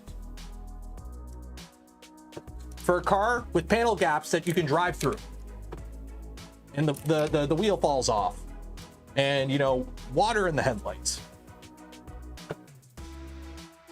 I work for a company that built molds for Tesla. I would never buy a Tesla. After working with their operations and knowing people who have gone on to work at Tesla and speaking to them about their experiences at Tesla, I would never buy a Tesla.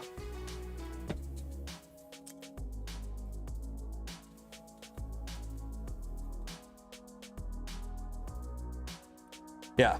If you own a Model 3, Model S, Model X, or Model Y built in the past 6-7 years, I built the tool that did either the front fascia or the rear fascia on it. The Ioniqs. Yeah, the problem is all the electric vehicles in Canada, they start at 45 for the base model. And the Subaru that I'm buying is at the maximum of my budget, basically. So we ain't going above that. So until somebody comes out with a $30,000 Canadian electric car, that ain't happening. Plus, I need to be able to drive to the East Coast in one day. So. Boron car. All the aluminum, yeah, aluminum extrusions and ABS parts. There's your boron car. Oh, is my LiDAR dirty again? Yeah, my LiDAR is dirty again. That up about the LiDAR. I wish there was a way I could just disable the LiDAR so it wouldn't bug me that the LiDAR was broken. Ready? Yeah, I've spoken to a lot of people who really like Subaru, so I figure, you know what? I'll go with the Subi. Because there were some other cars I was looking at, like a Mazda CX-30, something from Honda, the HR-V. I was looking, like, I wanted basically something smaller, like an Escape or smaller, but also cheap. So, yeah. And the wife already has an Escape, so. RAV4s, 2 years to get in Canada. If you want a RAV4, 2 years for some of the models.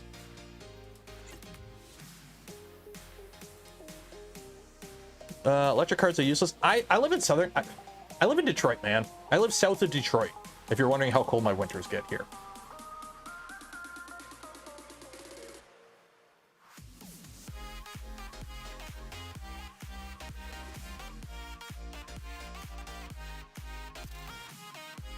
Land Rovers in Canada? My brother in Christ. I have sub 50,000 subs on YouTube. We ain't walking in a Land Rover dealership anytime soon. Still have RAV4s? Yeah, we have the RAV4. You just can't buy them because they're all out of stock all the time.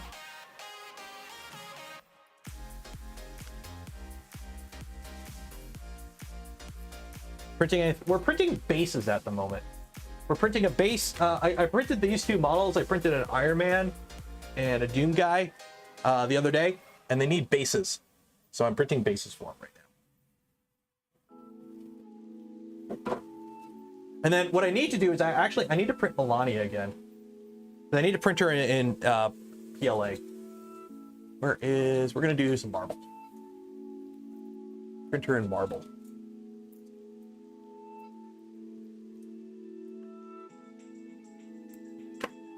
So when this is done, we got to get another print going. Because I need to compare and contrast model. Okay.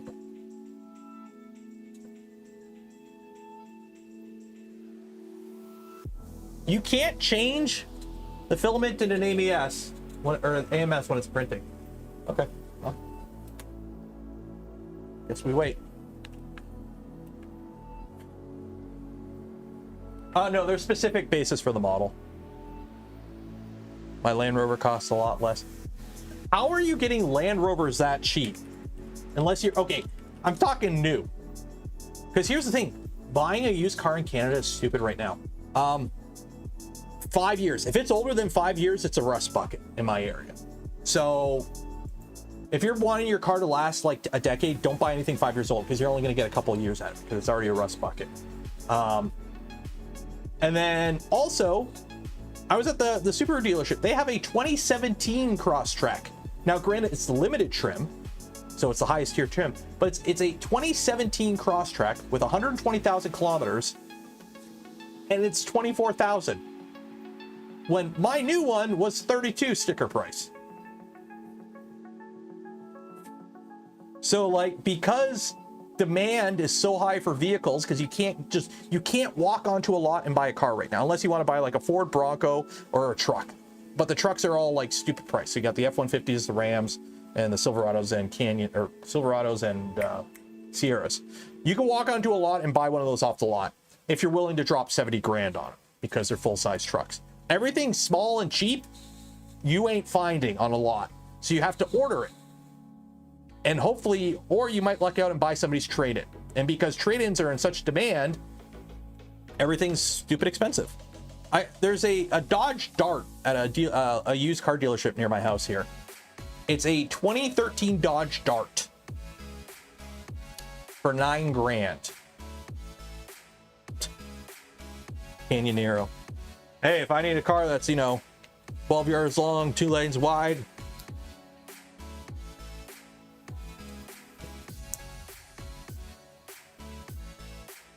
I would play the Canyonero clip right now, but I would get DMCA'd.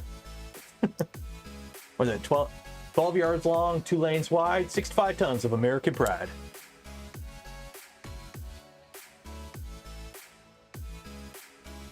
Well, here's the thing. Okay. So I was kind of tempted to do this for the memes, but it wasn't gonna make here. So I was kind of tempted to do this for the memes, but Kia has what is it? A subcompact? What is it? Oh, is it only an EV? Okay, I guess it's only an EV. Okay, I guess it's only an EV now. Okay, so it used to not be an EV, but now it's an EV. Okay. But the Kia has this. The problem is it's like all EVs in Canada for the cheap ones. Starts at just under 50. But yeah. The EV used to, or the Nero used to not be. You get a Kia Soul. Number one with old people, because they're easy to get in and out of, don't you know?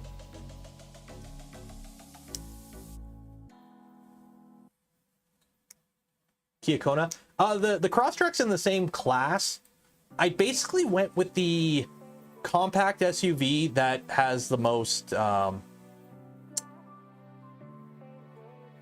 where is the Seltos? Yeah, that had like the one I kind of like the most. Like, I did look at the Seltos a little bit, but once I started, like, once I went to all-wheel drive and like started like looking into all that, a lot of these cars that started off at a much cheaper price than the Subaru, once you had all-wheel drive, the lane monitoring, and all the fun stuff that you kind of want on a car, they get more expensive. The new Kias have been pretty good in Canada here. At least Kias and Hyundais have been actually pretty solid lately. They really had an uptick in quality lately, like last couple of years. Everyone buys SUV. It's because when you're on the road, everyone has an SUV. You don't want to be in a compact car. Get taken out. Plus, everything's huge.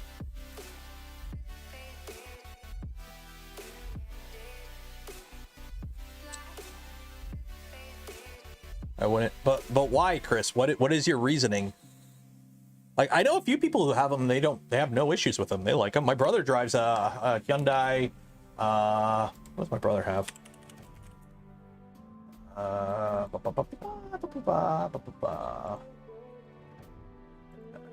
What does he have? Santa Fe? Yeah, he has a Santa Fe. I'm pretty sure it's a Santa Fe. Yeah. Yeah, my brother has a Santa Fe, And he lives up in Ottawa and he loves it.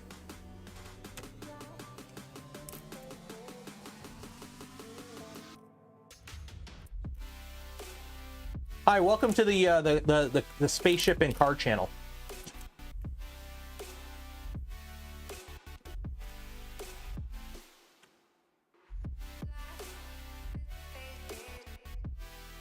Kia Soul. Everyone I know who drives a Kia Soul is an old lady though, because they came out with that car and they market it towards kids with the hamster, but then old people bought it because it's easy to drive and you sit up really high in it, because old people have trouble getting out of in and out of things, don't you know? So they get the Kia Soul because they can drive it around easily because it's a small car, but it sits up really high so they can get in and out of it without, you know, breaking their backs. Beacon anytime soon? Not really. I don't have any machines I would really put it in. And I really like tap and physical probing of the bed. Beacon has, I'm not saying Beacon's bad. Beacon is really good for certain setups. But yeah, it's fast, but okay, you say your probe time was, you know, 15 seconds versus 3 minutes at the start of your 12-hour print. And you're probing metal, not the bed surface. You're probing metal. So it's reliant on printers that have spring steel flex plate, and you're measuring what's below your bed. You're measuring the spring steel, not your actual PI. And you need to have clipper. So the only machines I would be able to put it on would be one of my Vorons, which all run tap or equivalent. So Beacon for the rat rig. If they have a rat rig mount, maybe in the future.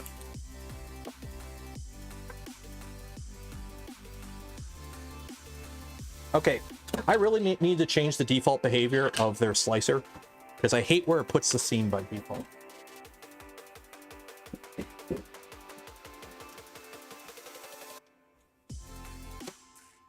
Load you for your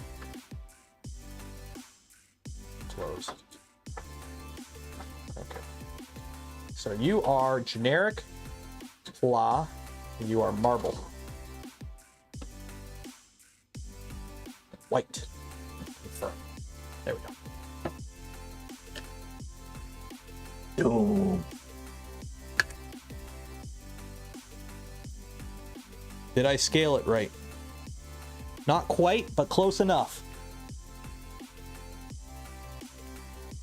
It's not quite, but close enough. So what we're gonna do, I've got myself some E6000 here. Little dabble do ya, and just glue them down.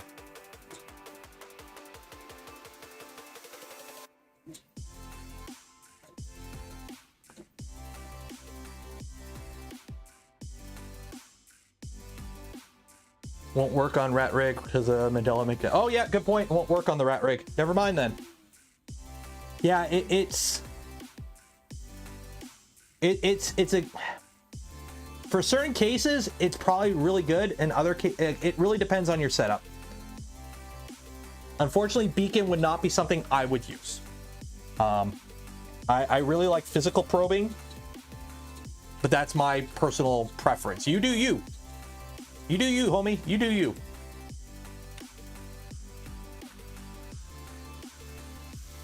Okay. Okay, so I'm going to print Melania because I need a model that I just did in resin to really show off the benefit of resin. So I'm going to do Melania because I don't think this model will... I'm going to print it on the bamboo too. Downloads. Load bust.stl. Beacon's a lot of money for a probe. That's like your opinion, man. Money is subjective. I really don't like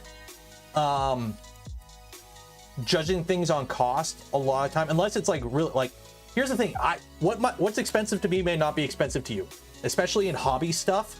Like I fly FPV quadcopters for fun. Some things that I consider expensive, other people are like, yeah, whatever, I don't care. So it's a highly subjective thing. Cost. Enable support. We're gonna do tree supports.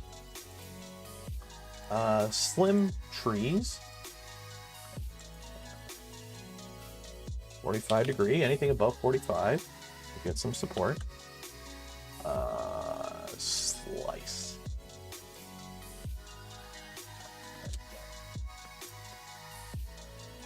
Have you seen Vez video on Beacon? He probed in bed in seconds. It was amazing. Yes, Peter. I've known about Beacon. Whoa.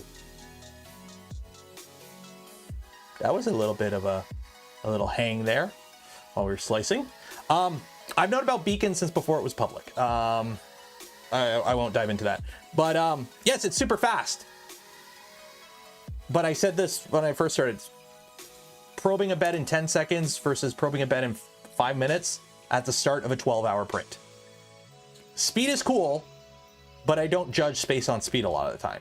Like even printers, I don't really judge on speed too often. Camera should be fine now. We're just slicing and it took a little minute there for it to sort itself out.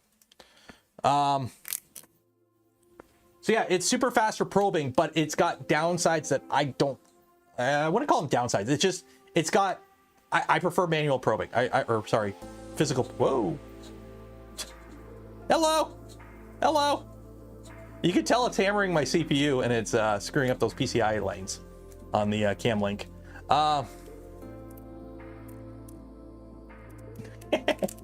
So I'm playing around with new effects for the stream to help keep you engaged. You know, get the ADD breaks going.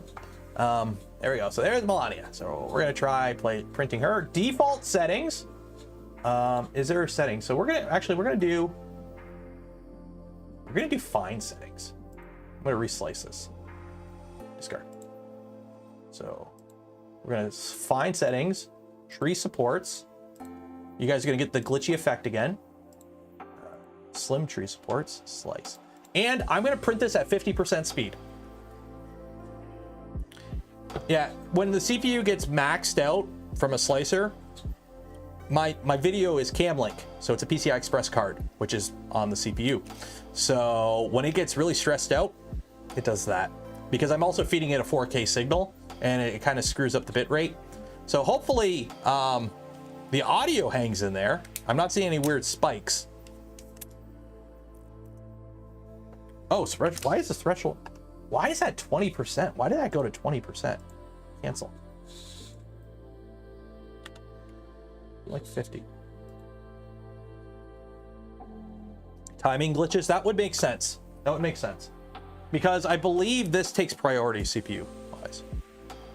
Yeah, so what it is, it's because it's running, like video input ingestion is high bandwidth, and the CPU handles all that with timings. When you crunch your CPU,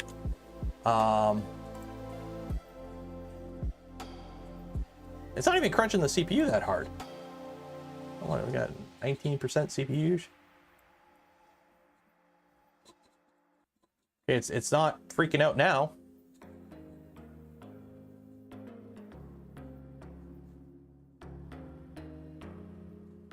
Huh. Oh. Yeah, audio's fine. I don't know. What time are we at right now? 4:10. Don't forget, we're giving a giveaway at the end of the stream, so don't miss out.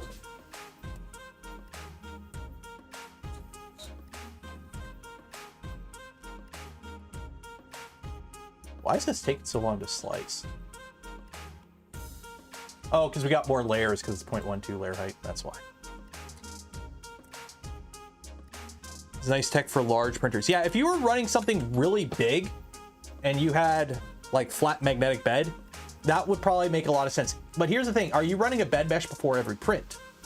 If you are, like something like a CR10 or one of the big bed flingers, that might be worth it then.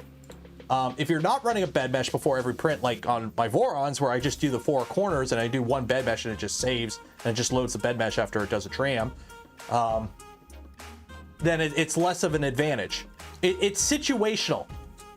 Like a lot of things, there is no yes and no answer. It's very situational. You might find it beneficial for you, you might not. It depends on your use case. So.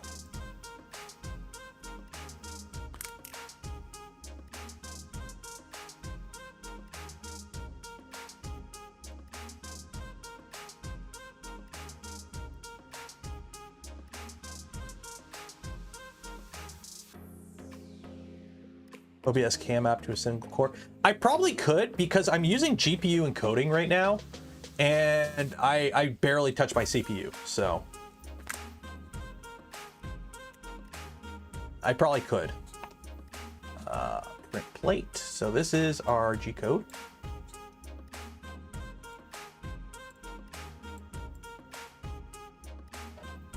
Oh, we got internal. Oh, that's gonna be fun to clean off, that internal stuff. Yeah, whatever. Whatever we get, we get. Print plate. So PLA slot 2, flow calibration off, send. Send it. Let me clean the bed quick here. Also, I love how it takes, you know, time to send it. The cloud surface is so annoying. I wish you could run. I know you can run them remotely or like LAN only, but last I checked, if you do LAN only mode, you don't get the camera, and I want the camera. Or you lost something if you did cam only mode. Also, I just realized it's putting the seam in the front again. Ah, fuck it, whatever. Too late. Good enough for government work. Yeah, exactly. Why don't you use it to do the slicing? Because I haven't set any of them up yet. I don't think no, we were looking at it. Wasn't hammering the CPU or the GPU. Like, you get history? No, you don't get history. You open that up. Like, I'm hitting the GPU with, you know, 20% load from streaming, but that's the NVENC encoder. And if you're wondering what I stream at 1440p, 18,000 kilobits. And we're hitting 0.2% CPU usage doing that because it's all on the GPU. That's why I like GPU encoding. Now, technically, I'm running NVENC 1, not NVENC 2.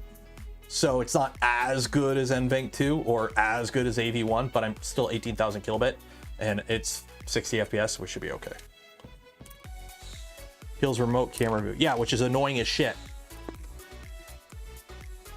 What's the point then at that point? I want the Wi-Fi more so I can monitor my printer than just upload files to it. Yeah, let's pin this. Let's pin this. How do you pin something? I haven't pinned any. Apps, OBS.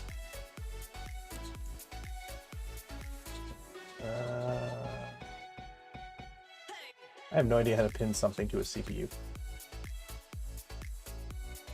Whatever. I'll look it up later.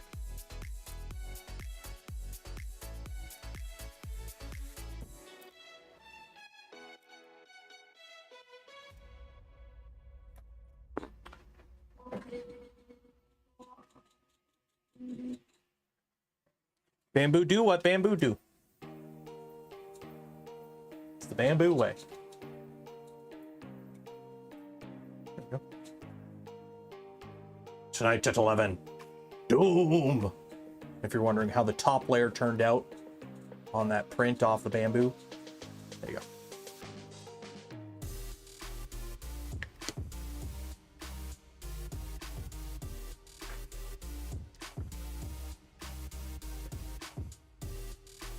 So what are we at right now? We're at 4:15. So make sure you enter. If you haven't entered yet, for your chance to win some Polymaker filament. Link in the description.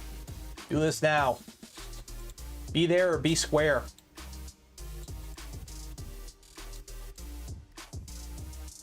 Can you make a 65 Mustang, please? I could try, but all I have is this SD card case.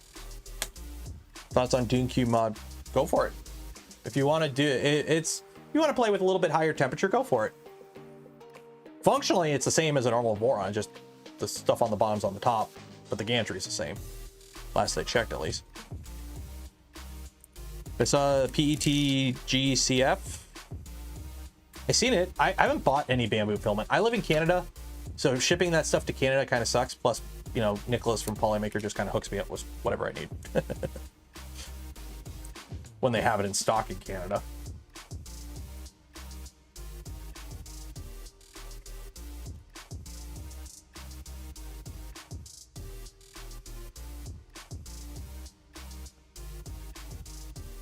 X1C or P1P? P1P is the better value in my opinion. A lot of the stuff on the X1C, like I think the LiDAR is pretty much useless in my opinion. I've tried it with and without. I can't tell any functional difference. The P1P comes with a better bed. I do not like the stock bed. The stock bed on the X1, this thing with the glue stick and the hairspray, bullshit. They should include the PI bed with all of them.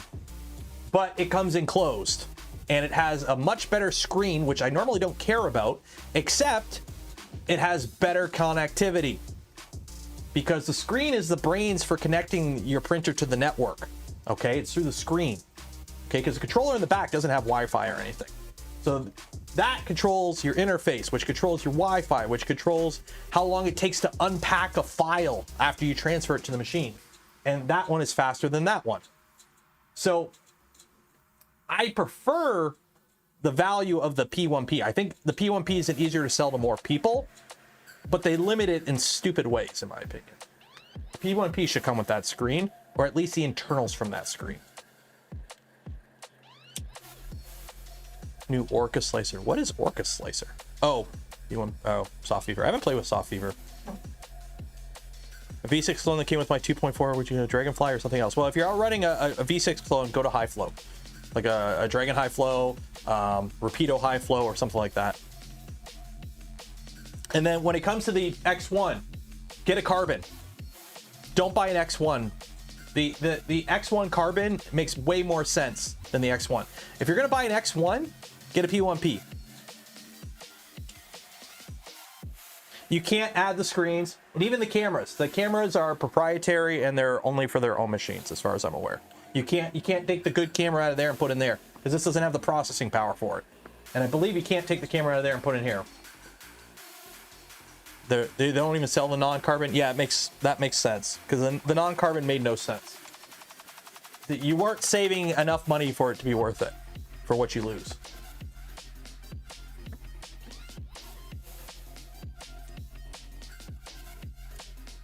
Oh. Well, that explains why that wasn't working. That's broken.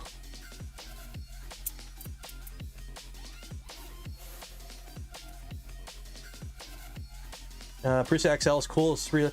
Kilroy, let me know when Bamboo comes out with a large format tool changer, because then they'll be late to the party when they do. The XL is not the same machine. It doesn't go after the same market. There's some overlap, but it's a different machine entirely. Are Vorons faster than Bamboo's? Brian, define speed. We made a Prusa XL. We made a Saval SV06 move as fast as that machine the other day. Well, a couple months ago. Doesn't print that fast because it doesn't have a high flow hot end and not enough fans, but you know, you probably could make it. As for Vorons, the speed benchy record for a while was on a Voron V0 with NEMA 14s. Speed, physical speed doesn't mean anything with 3D printers because they all use the exact same hardware. Core XY is fast. These are all Core XYs. They all have NEMA 17s. They all use GT2 belts. They all can physically move fast enough. Now, the Bamboo has the advantage of it's got, you know, a shit ton of part cooling, but you can also do that on a Voron if you want to. Big Tree Tech has a tool changer? They do? Since when? Since when does Big Tree Tech have a tool changer?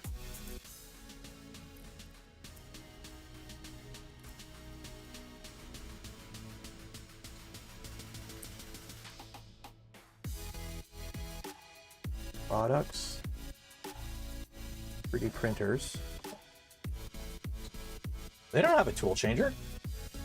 They just got a bunch of V-wheel bed flingers and resin machines. Oh, quick mounts. Oh, that's not the same. Technically, that's a quick mount because I could undo some screws and some microfits. Hermit crap. Yeah, that's not a tool changer. That's, in my opinion, a waste of money.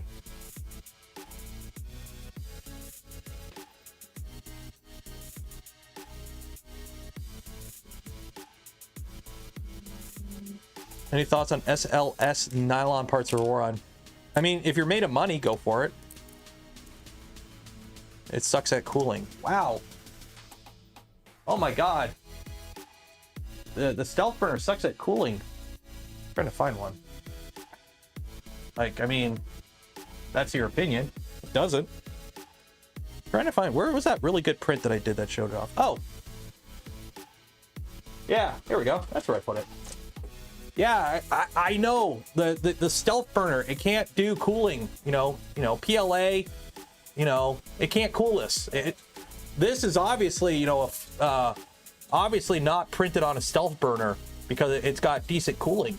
And, you know, I'm repeating something I found on, somebody told me on the 3D printing Discord. Yeah. Stock settings on this machine with the outdated version of the stealth burner. E3D has a tool chaining platform. It's not like meant to be a machine. What speed? I don't know, normal speeds. 100% speed. We'll do what people do on the, I printed it at 100% speed.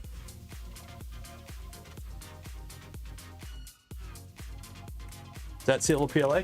No, that is silk filament. That is polyalchemy, the last of my polyalchemy metal something. Define normal. You define it. You're the one with the questions. Don't go over 15 coolant on the stealth burner. Big fan of waste stream. Yeah, I print mostly ABS, so yeah, 15 to 20%. But when you want to print PLA, you can print PLA just fine on these machines. Everyone keeps repeating that. It's because there's a certain group of people, there's a lot of them on the 3D printing Discord that have a hard-on for hating on Vorons for whatever reason. And they see, like, a few of them are because they built machines, like they have built them and it didn't work for them. Again, let me reiterate, it's machines they built that don't work for them. And it just gets repeated a lot. But otherwise, yeah. PLA causes issues with the afterburner. Yeah, it's a good thing we don't use the afterburner anymore and we've moved on to the stealth burner with much improved part cooling and heatsink cooling.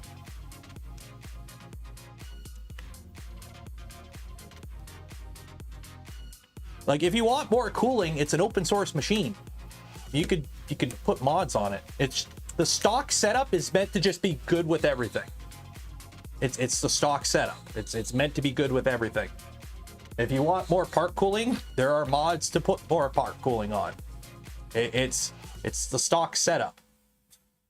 It's good enough for most users. If you want to go crazy fast, you're probably gonna have to mod it. But it's not meant for that out of the box. Go CPAP. People have gone with CPAP. Cooling is not Afterburner's best feature. Again, that's why Afterburner is technically depreciated. And there's Stealth Burner with a better fan and better cooling path. If you've been a mechanic or tool maker in the eyes and experience says more, you know, I think they're missing something. Yeah, I was a tool and mold maker for 7 years. Let me just, yeah, so what I'm going to do is I got a leaf blower and I'm just going to put a leaf blower pointing at the nozzle. 100 millimeters a second. Yeah, that's fine. The trick is you just slow down your outer wall speed and make sure you have a minimum layer time. That's pretty much the only thing that matters. Sonic Pad or Raspberry Pad 5? I would never recommend a Sonic Pad to anyone. Sonic Pad, you are running a lockdown version of Clipper. You're fully dependent on Creality for updates. And they violate the GPL with some of the stuff they've changed. Also, the hardware is locked down. I believe you can finally root into it. I tried with mine. I couldn't get it to work. And yeah, so you're going to be playing in Creality's walled garden forever. And if something cool comes out in Clipper and you want to update to it and Creality doesn't want you to, you're stuck with it. The Sonic Pad makes the setup slightly more easy at the cost of you are now in a walled garden fully dependent on Creality for updates and whatnot. I do not recommend it. If you want an integrated touchscreen, get a CB1, or correction, a Big Tech Pad 5. Yeah, a quality, yeah, that's the thing too. If you're building your stealth burner using a AliExpress $2 5015 fan and it sucks at part cooling, that's not the stealth burner's fault. You want a good 5015 fan. Bamboo error. Spaghetti detected. Oh no, wow. This is the second time the Bamboo has actually detected spaghetti. This is the second time ever in all my, oh, what, are we almost at a year? This is the second time Spaghetti Detective has worked on the bamboo. Stop. Second time. And I probably could have resumed it, but it is really not sticking to that bit.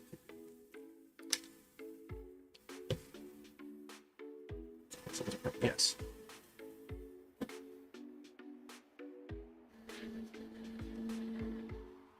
Close. Okay, where's my print again button? Right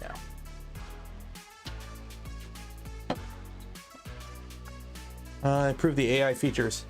Well, this is the second time it's done it, and the first time was like a month ago, so. Probably not the second time. It's made spaghetti a lot. Super convenient, but yeah, Wallguard and all my other 5 printers are running Pi.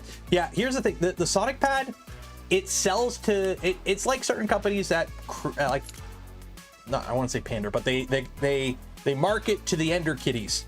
It's an easy sell to the Ender Kitties, but you're stuck being an Ender Kitty with it. No glue on the sheet. No, it's PI.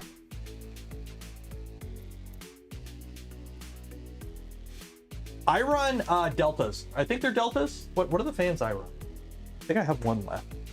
Let me take a look.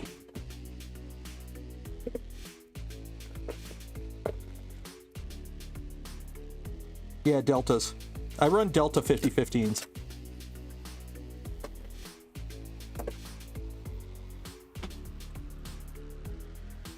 Ender Kitties.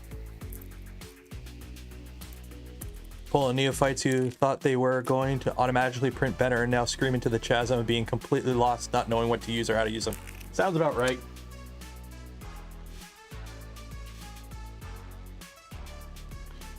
Now it has Honey Badger fans. Woo!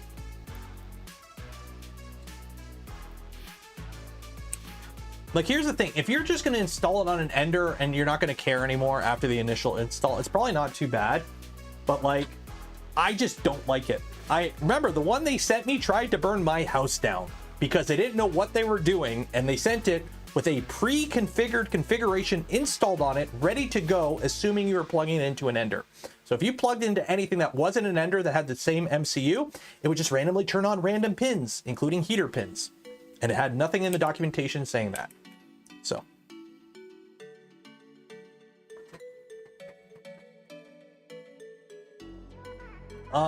That, by the way, it's, I don't know the exact speeds on it because the file that I printed the alien with on this, fully acknowledged, I don't know what the speeds and feeds were because I got a pre-sliced G-code file for that model. It was sent to me by Joe, and I'm assuming it's whatever the Prusa slicer default Voron speeds are. So, but again, okay, wow, it can't print PLA super fast, but it can print it fast enough, and it prints it fine. If the entire argument relies on speed, that's okay. I don't care about speed. Now sell the argument. Annex has a new probe. The beacon is not Annex.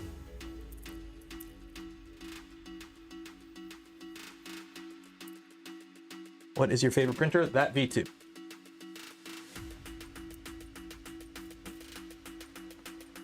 Patient pill on that. No, nobody has patience anymore. Gotta go fast. I swear, speed benchies have done more harm than good in 3D printing, at least from a community level. And this glow in the dark is going in the garbage because that's already taken one AMS out of commission.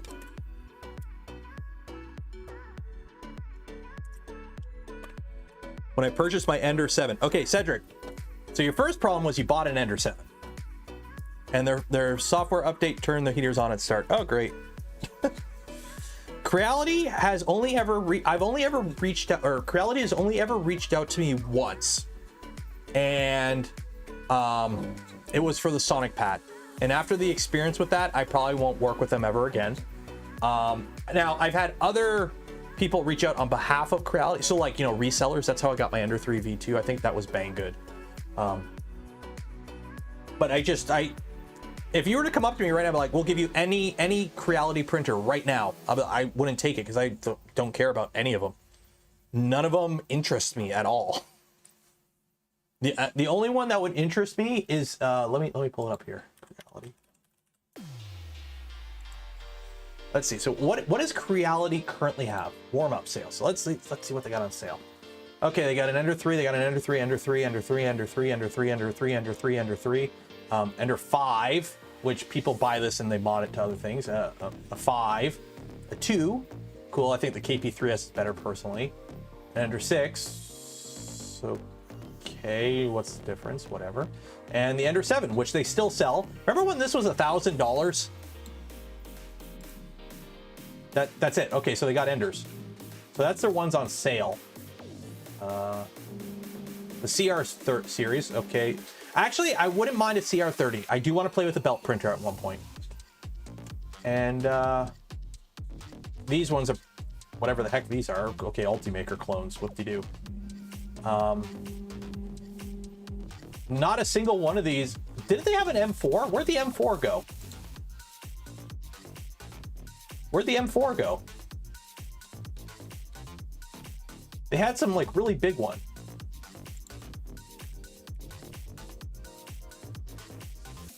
This guy. So do they not have it on their site? They don't have it listed on their site. You can direct link to it. But yeah, for so you can either have this, which is Ender 3 but big, or you can have this for the same price. So you can have an X1 carbon or Ender 3 but big. Because last I checked, yeah. So X1 carbon or Ender 3 but big. Yeah. Nothing Creality does interest me at all. The only selling point they have is cheap. And if you're just cheap, go with an SV06 because it's cheap and better.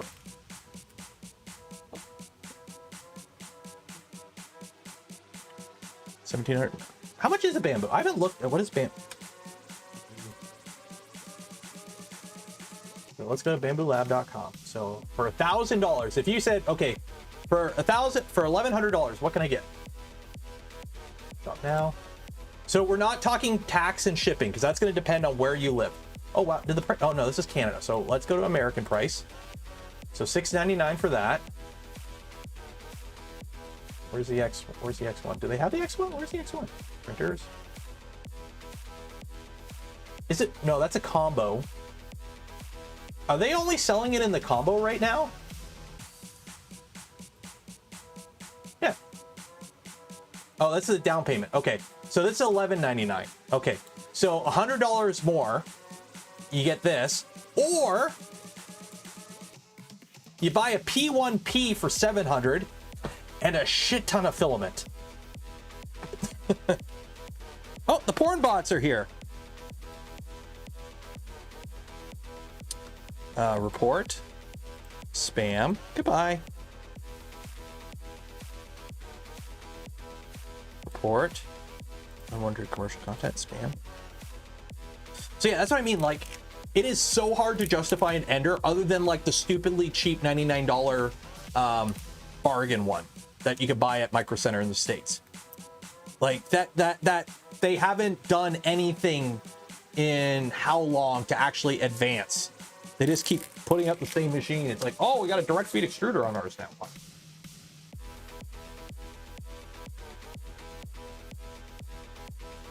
Discord best chat.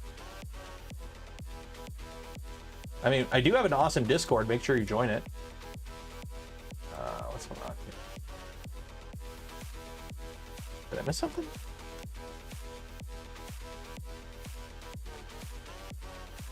Uh-oh.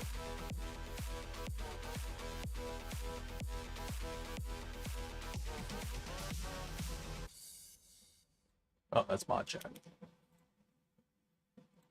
No, I read that. Don't you hate when Discord gives you a notification, you read it, but it doesn't go away? Like you gotta like scroll down the page or something for it to go away. Go away. I am hungry right now. All I've had today is a beef and rice burrito. That's it. $99 printer, $200 worth of hassle. Yeah. XL shipping too. Yep. XL is, I know people are like, oh, the bamboo beat it to the punch. Okay, cool. Wow, it came out with a fast quartz wide. The XL is a tool changer. A lot of people are glossing over that fact. Yeah, you can get it without a tool changer. In my opinion, the base XL that's not a tool changer, that's a hard sell. Okay, you can get like almost two of these for the cost of that, unless you need the volume. But once you start actually looking at the tool changer models, that's a completely different beast to this machine. Like, it's a completely different beast. Like, tool changing is not, this ain't a tool changer. There's a reason commercial tool changers aren't really a thing. Thoughts on the Physec kit? The only Physec kit I built for Vorons is the Trident one. All the fans died on it, but other than that, it was okay. Oh, and they sent me the wrong panels. So after swapping the panels and replacing all the fans, it's good. But you also, you also have to make your own wire harness for that, unless they changed it.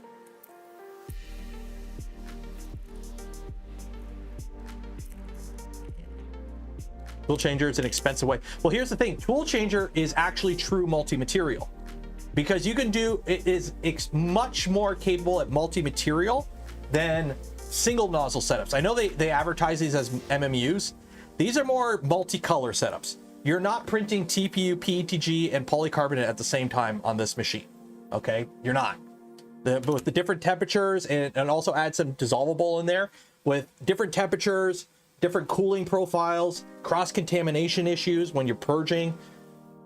These are more multicolor setups. You're printing all PLA or all ABS in multicolors. You're very rarely printing. I know you can, and it's capable of doing that, but at an increased risk of cross-contamination, bleeding, and failures from like jams, for example. So if you're printing, hot plastic and you switch to a cooler plastic, well, when you pull the old hot plastic out, it's got to cool the nozzle down to the cold plastic temperature, and then it tries to purge it, and you can jam it up. So tool changing, you just don't have those issues. You increase your cost and complexity, less purge, no cross-contamination issue, no bleed-through issues. It's faster. This thing takes like a minute to do a filament color change. So if you're printing something with like 1,000 changes, it's 1,000 minutes of the machine just changing. So yeah. I think the FormBot kits are better than the Physec. Obsidian, when do we care? I think Obsidians are awesome. I've got all my Vorons run, everything that runs a Revo has an Obsidian almost. Next month, I believe, is when they're finally shipping.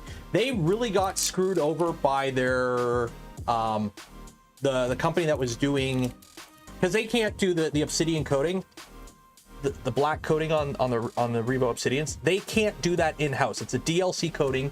You need super advanced machines and a super sophisticated process. They have to outsource that, and their original supplier kind of screwed them over, and they had to, I think they went to a different supplier. So they kind of got screwed over. It wasn't their fault. They just got stuck with it, and unfortunately it's taken that long to bring it to market. Believe me, company wants to sell you stuff. They're doing everything they can to sell you stuff. When stuff gets delayed, believe me, they don't want that. What I'm thinking though is the 3D printing market is very heavily driven by consumers. Okay, yes, there's big business sales and whatnot, but a lot of it is driven by Bob going, that's shiny, I want to buy it. So the problem is, especially now with the way supply chains are and delays and everything just being a shit show. Why do you think Prusa is bringing everything in-house, by the way, so they can control everything? So they're not as susceptible to that in the future. I think you're going to see companies stop announcing stuff early, because before you would announce stuff to get hype. You come out with the Revo, and everyone's like, where's the hardened nozzle and where's the high flow option? If they were to just not say anything, people wouldn't buy it, because they're like, well, but you come out and go, hey, just so you know, hardened nozzles and volcano nozzles will be a drop-in feature that you could just add to your machine in the future. Well, okay, I'll buy it now and then I'll upgrade later. But then people go, okay, where are these nozzles? Where are they? I want the nozzles. Give me the nozzles. Give me the nozzles. Give me the nozzles. And then they go on Twitter and they go, where are the nozzles? And you're like, fuck, we got screwed. The supplier fucked up. It's not our, we're working as fast as we can, but you got people on Twitter. Oh my God, where are my nozzles? I am angry. I haven't paid for anything and you don't owe me anything, but I'm angry at you. So now I think companies will just stop announcing stuff. But the problem is you lose that hype. You lose that chatter about it. So I think companies will probably just start shutting up about stuff until they're ready to ship. So Twitter is toxic. Twitter is horrible. Twitter is absolutely horrible. The day that Prusa came out with the XL announcement saying, hey, we're shipping them, you had people going, it's March. You said you would tell us in March what's going on. What's going on? Why are you hiding? I need my clicks. I need my clicks. Where was Pure Hut? As somebody who runs Revos in every one of my Vorons except for that one, I don't think it's hype. It's an extremely solid platform. And yeah, it's not high flow. If you need high flow, go with the Rapido. Okay? It is not high flow. I don't need high flow. I max these out. I run them at the limit, but I really like them. I've had no issues with them. Other than one dying. For the record, I've had one Revo die. It was a very first production batch one. Thermistor died on it. The lab ones are such a splash. Oh yeah, I know. It's like all the people that are saying Prusa's not doing good right now. Doing better than ever. Oh no, we suddenly got all these business contracts and government sales. Oh no. Okay, what are you doing? What are you doing? Keep printing. Why are you fooling? What did you do? Okay, so what I'm going to do is I'm actually going to slow it down. I'm going to print this at 50% speed. Nope, not sport. Silent. So I'm going to print this at 50% speed to try and give this the best chance it has. And I'm going to open the door for better cooling. Would you have all Rezos? Something you had to buy all of them? Yes. I've bought in a few Revos. Now, granted, I've had pre-production samples sent to me. I walked out of Earth with one in my pocket too. Thank you, Georgia. And I've had some sent for kits, but I've also purchased them.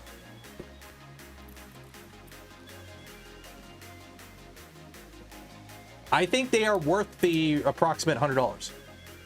They are an extremely solid nozzle because here's the thing. All the ones that I have Revos with obsidians in it, I haven't had to do anything to them. I haven't had any clogs. I don't have clogs. I don't know why people get so many clogs. I can't remember the last time I had a clog. It was the last time I had a clog was on like a week or two after I got the bamboo. And the one before that was when I was running the Enraged Rabbit carrot feeder. I don't know why I don't get clogs. I run my filament hotter than normal. Maybe that's it, but I don't know. But yeah, I've bought in them. So that, yeah. Here, 1.15 and it's experimental. Yeah. If you want to print with a 0.2 nozzle, get a resin machine. That I don't print below 0.4. Will the Revo work? It does, but I think there's something funky with the firmware with Prusas.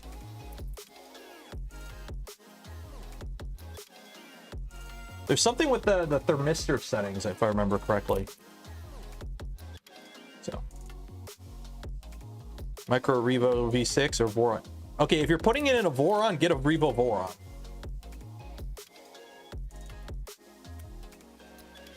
Dragon high flows. I pulled out all my dragons. I started having issues with my dragons with them like literally leaking. Like they were leaking out of the top and like I don't know if I still have the one. Might have taken it apart. Well, that resin print broke. Yeah. Yeah, like this one started getting all kinds of funky up in there.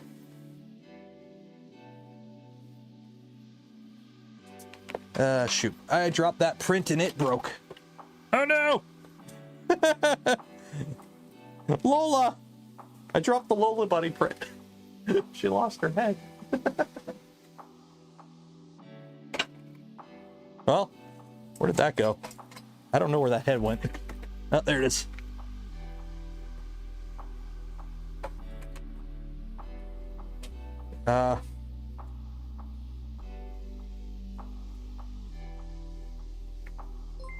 that's shattered.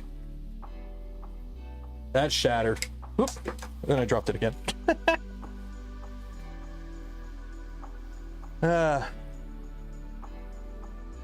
My clog was caused because filament snapped for the heat break. Ooh, that sucks.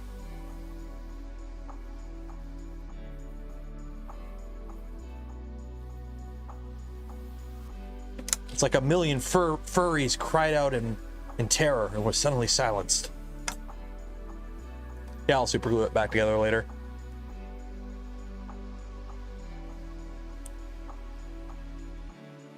Uh, 12 and 20. Well, the Revo Voron portion is just the heatsink. You can use whatever hotend or whatever whatchamacallit you want to use, whatever type of heat or voltage heater you want to use. Okay, will this balance kind of like easily glue this back together? Yeah, that's gonna be fine. Yeah, that stays. Yeah. Okay, where is my super glue?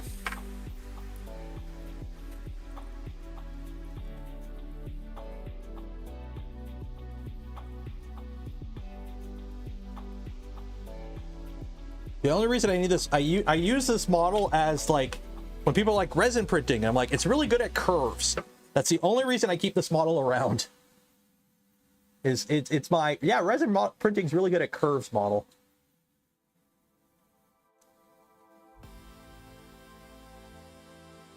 Now we wait. I mean, I probably could have used resin, but I don't have any of the skin resin left.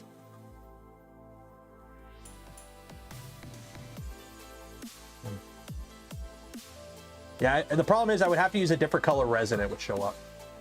Any printing CF filament with a point? I have personally. I say if you're going to print filled material, use a 0.6. Use a 0.6 or a larger. You can print it with a 0.4. I have without issue, but you're just more. There's more of a chance of like a clog happening or a jam. I've had more jams due to shitty filament than mechanical. Like I remember I used to have the spool, a few spools of the Sunlu ABS, and it was like, it was contaminated. So it would actually, there was stuff in it that would hard jam your nozzle. Ever come out with a tool changer? Probably not. The problem with tool changer is you really want machined components. You really want, like for the tool changing part, like the whole locking, unlocking mechanism and indexing and all that, you want machined components. And one of the design ethos of Voron is nothing custom. It all has to be done with commercial off-the-shelf parts. So yeah, you can get it done with like pogo pins and a few things, but it's just it's not something we can do easily with off-the-shelf stuff. And you recommend an ABS brand model? And any good quality ABS will do, yeah. If you could collab with a 3D printer accessory manufacturer, what would you want to make? I don't know. I don't really run a lot of mods, for one. I don't run a lot of accessories, so I don't know. Would you use a bamboo if it wasn't fast? I run my bamboo at the slow setting. I run my bamboo at 50% speed pretty much all the time, just for noise reasons.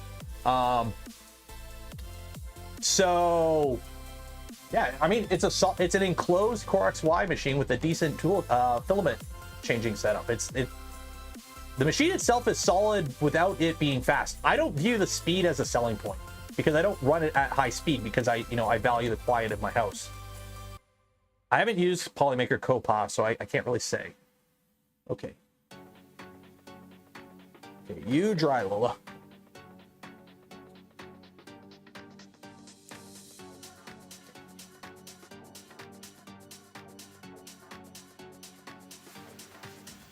Speed ain't the end all. It's not, and especially if you print with filaments that can't be printed high speed. And also, the faster you print, you usually take a sacrifice to layer adhesion. My config on the Trident? No, the config for the Trident is just the stock one.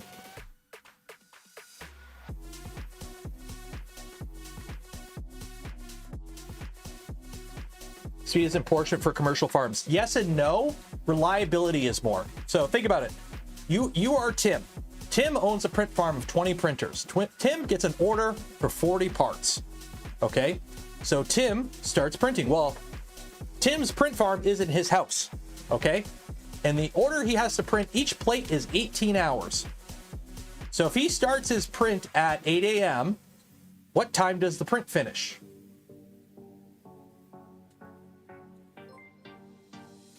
It's like 2 a.m., right?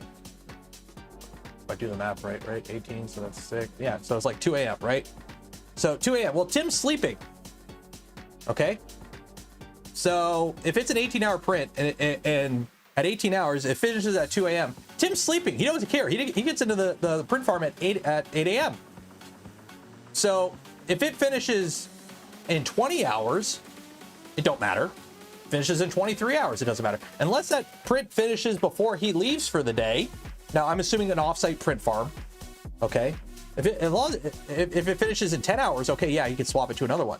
But if he speeds it up, right? And he's like, you know what? I'll speed it up. I'll finish the print so that it finishes at 10. Okay, I'll sacrifice. I'll speed it up from 18 hours to what, 12 hours? Okay, or 14 hours. I'll knock 4 hours off the print time. I'll play with the settings and speed it up. Okay, now it finishes at 10 p.m. I'll run to the farm and I'll swap the prints out. I'll start the next batch. Okay, he shows up in the farm. Well, because he sped it up, 4 of the prints failed.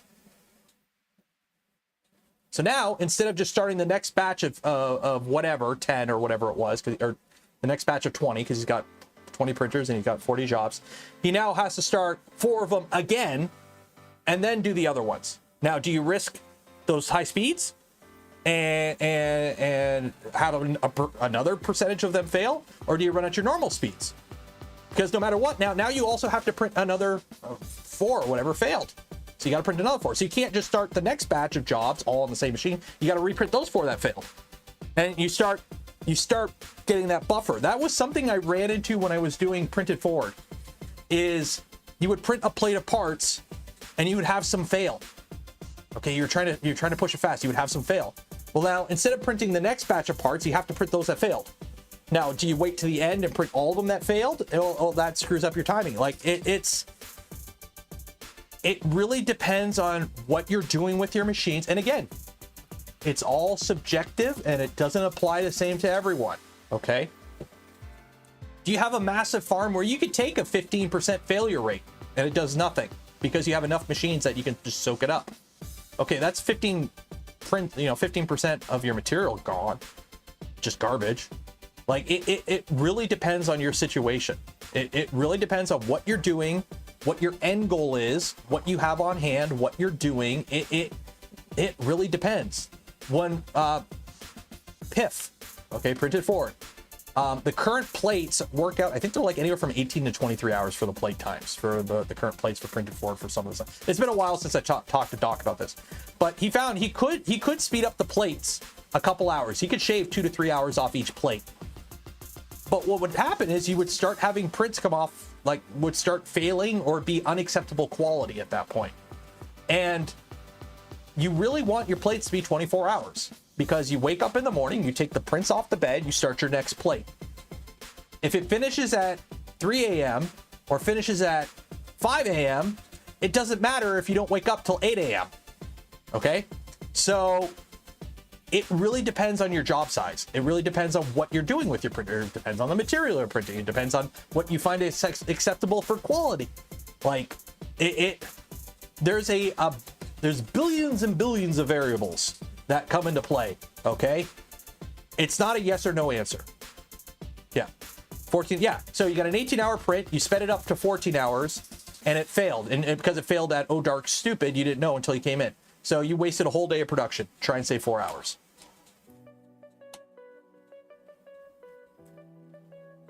Interviewing somebody who run. I haven't interviewed anyone, but I've spoken to many people who run print farms. And there's a reason a lot of them use Prusas. Does anyone multi-printing talk about printing parts with the purge? It depends on the slicer. It depends on your slicer.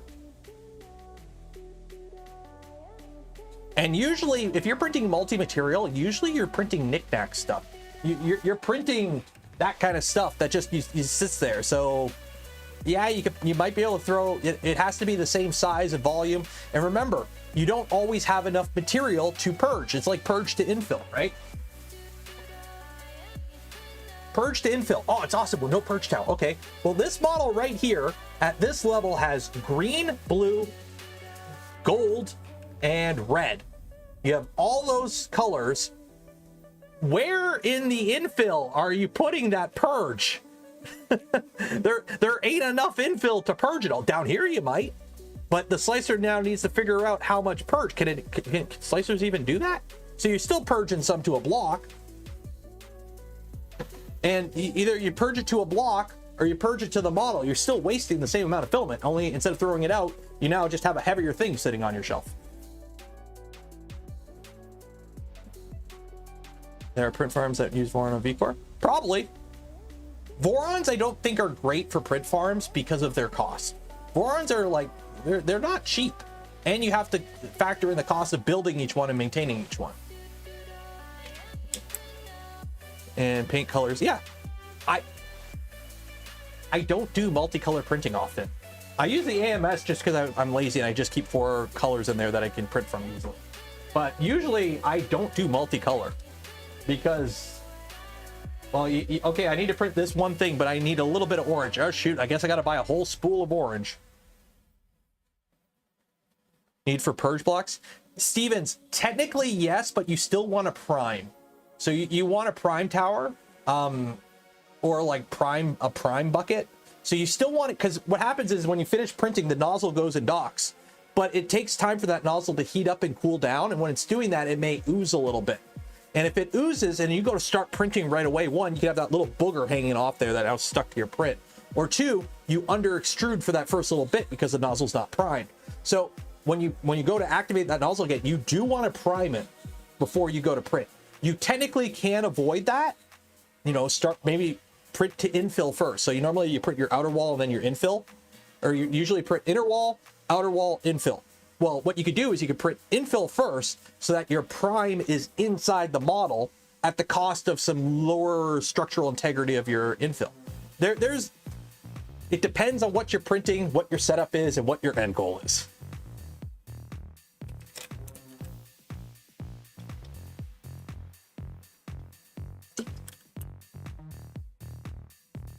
Tinder.com, best chat. I'm going to disagree with you there, Mr. Bot. The Only Benchies Yacht Club, that is the best chat. Which, if you're a member of the channel or a Patreon supporter, you get access to. Also, next week will be the members only stream next week. Probably around noon on Wednesday or Thursday next week.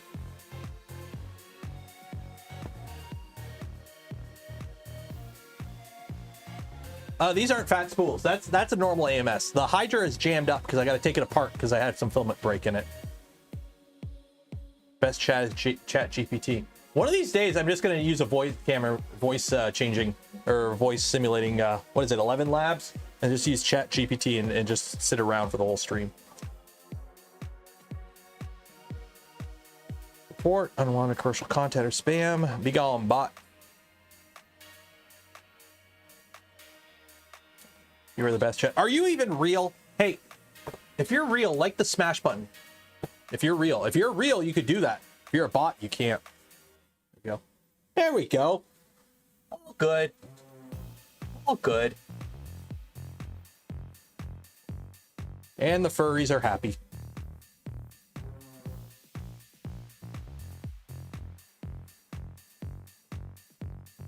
What do you think of the VZ bot?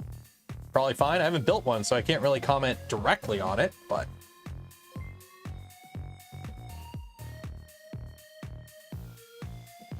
that's the thing. I don't like commenting like directly on things I don't have experience with, or I haven't like talked to anyone whose personal experience I trust. Membership? Bard Ghost, like become a member. That works. Yeah, totally not gaming for engagement. Speaking of, it's 5 o'clock. I'm starving. Let's do a giveaway. Have you entered for your chance to win? If not, I'll give you like 1 minute. I'm going to do the giveaway now. So think about bigger resin offerings from Elegoo or Anycubic. That's my biggest resin machine. I don't do a ton of resin. I'm about to do a video on why resin is a pain in the butt. But if you need a machine that big, sure, go for it. Go watch Uncle Jesse. He's the resin guy.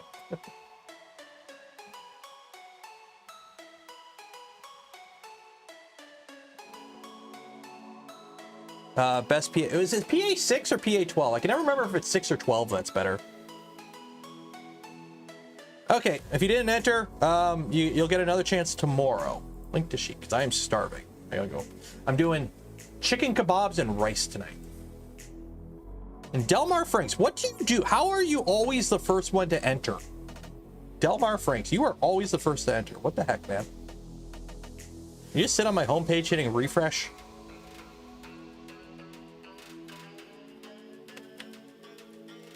You better not have a bot. You better not be botting it. 12 is better for creep. Yeah, I thought 12 was better for creep. That's what I used. Speaking of 12, somebody give me a number between 6 and 12. Number between 6 and 12.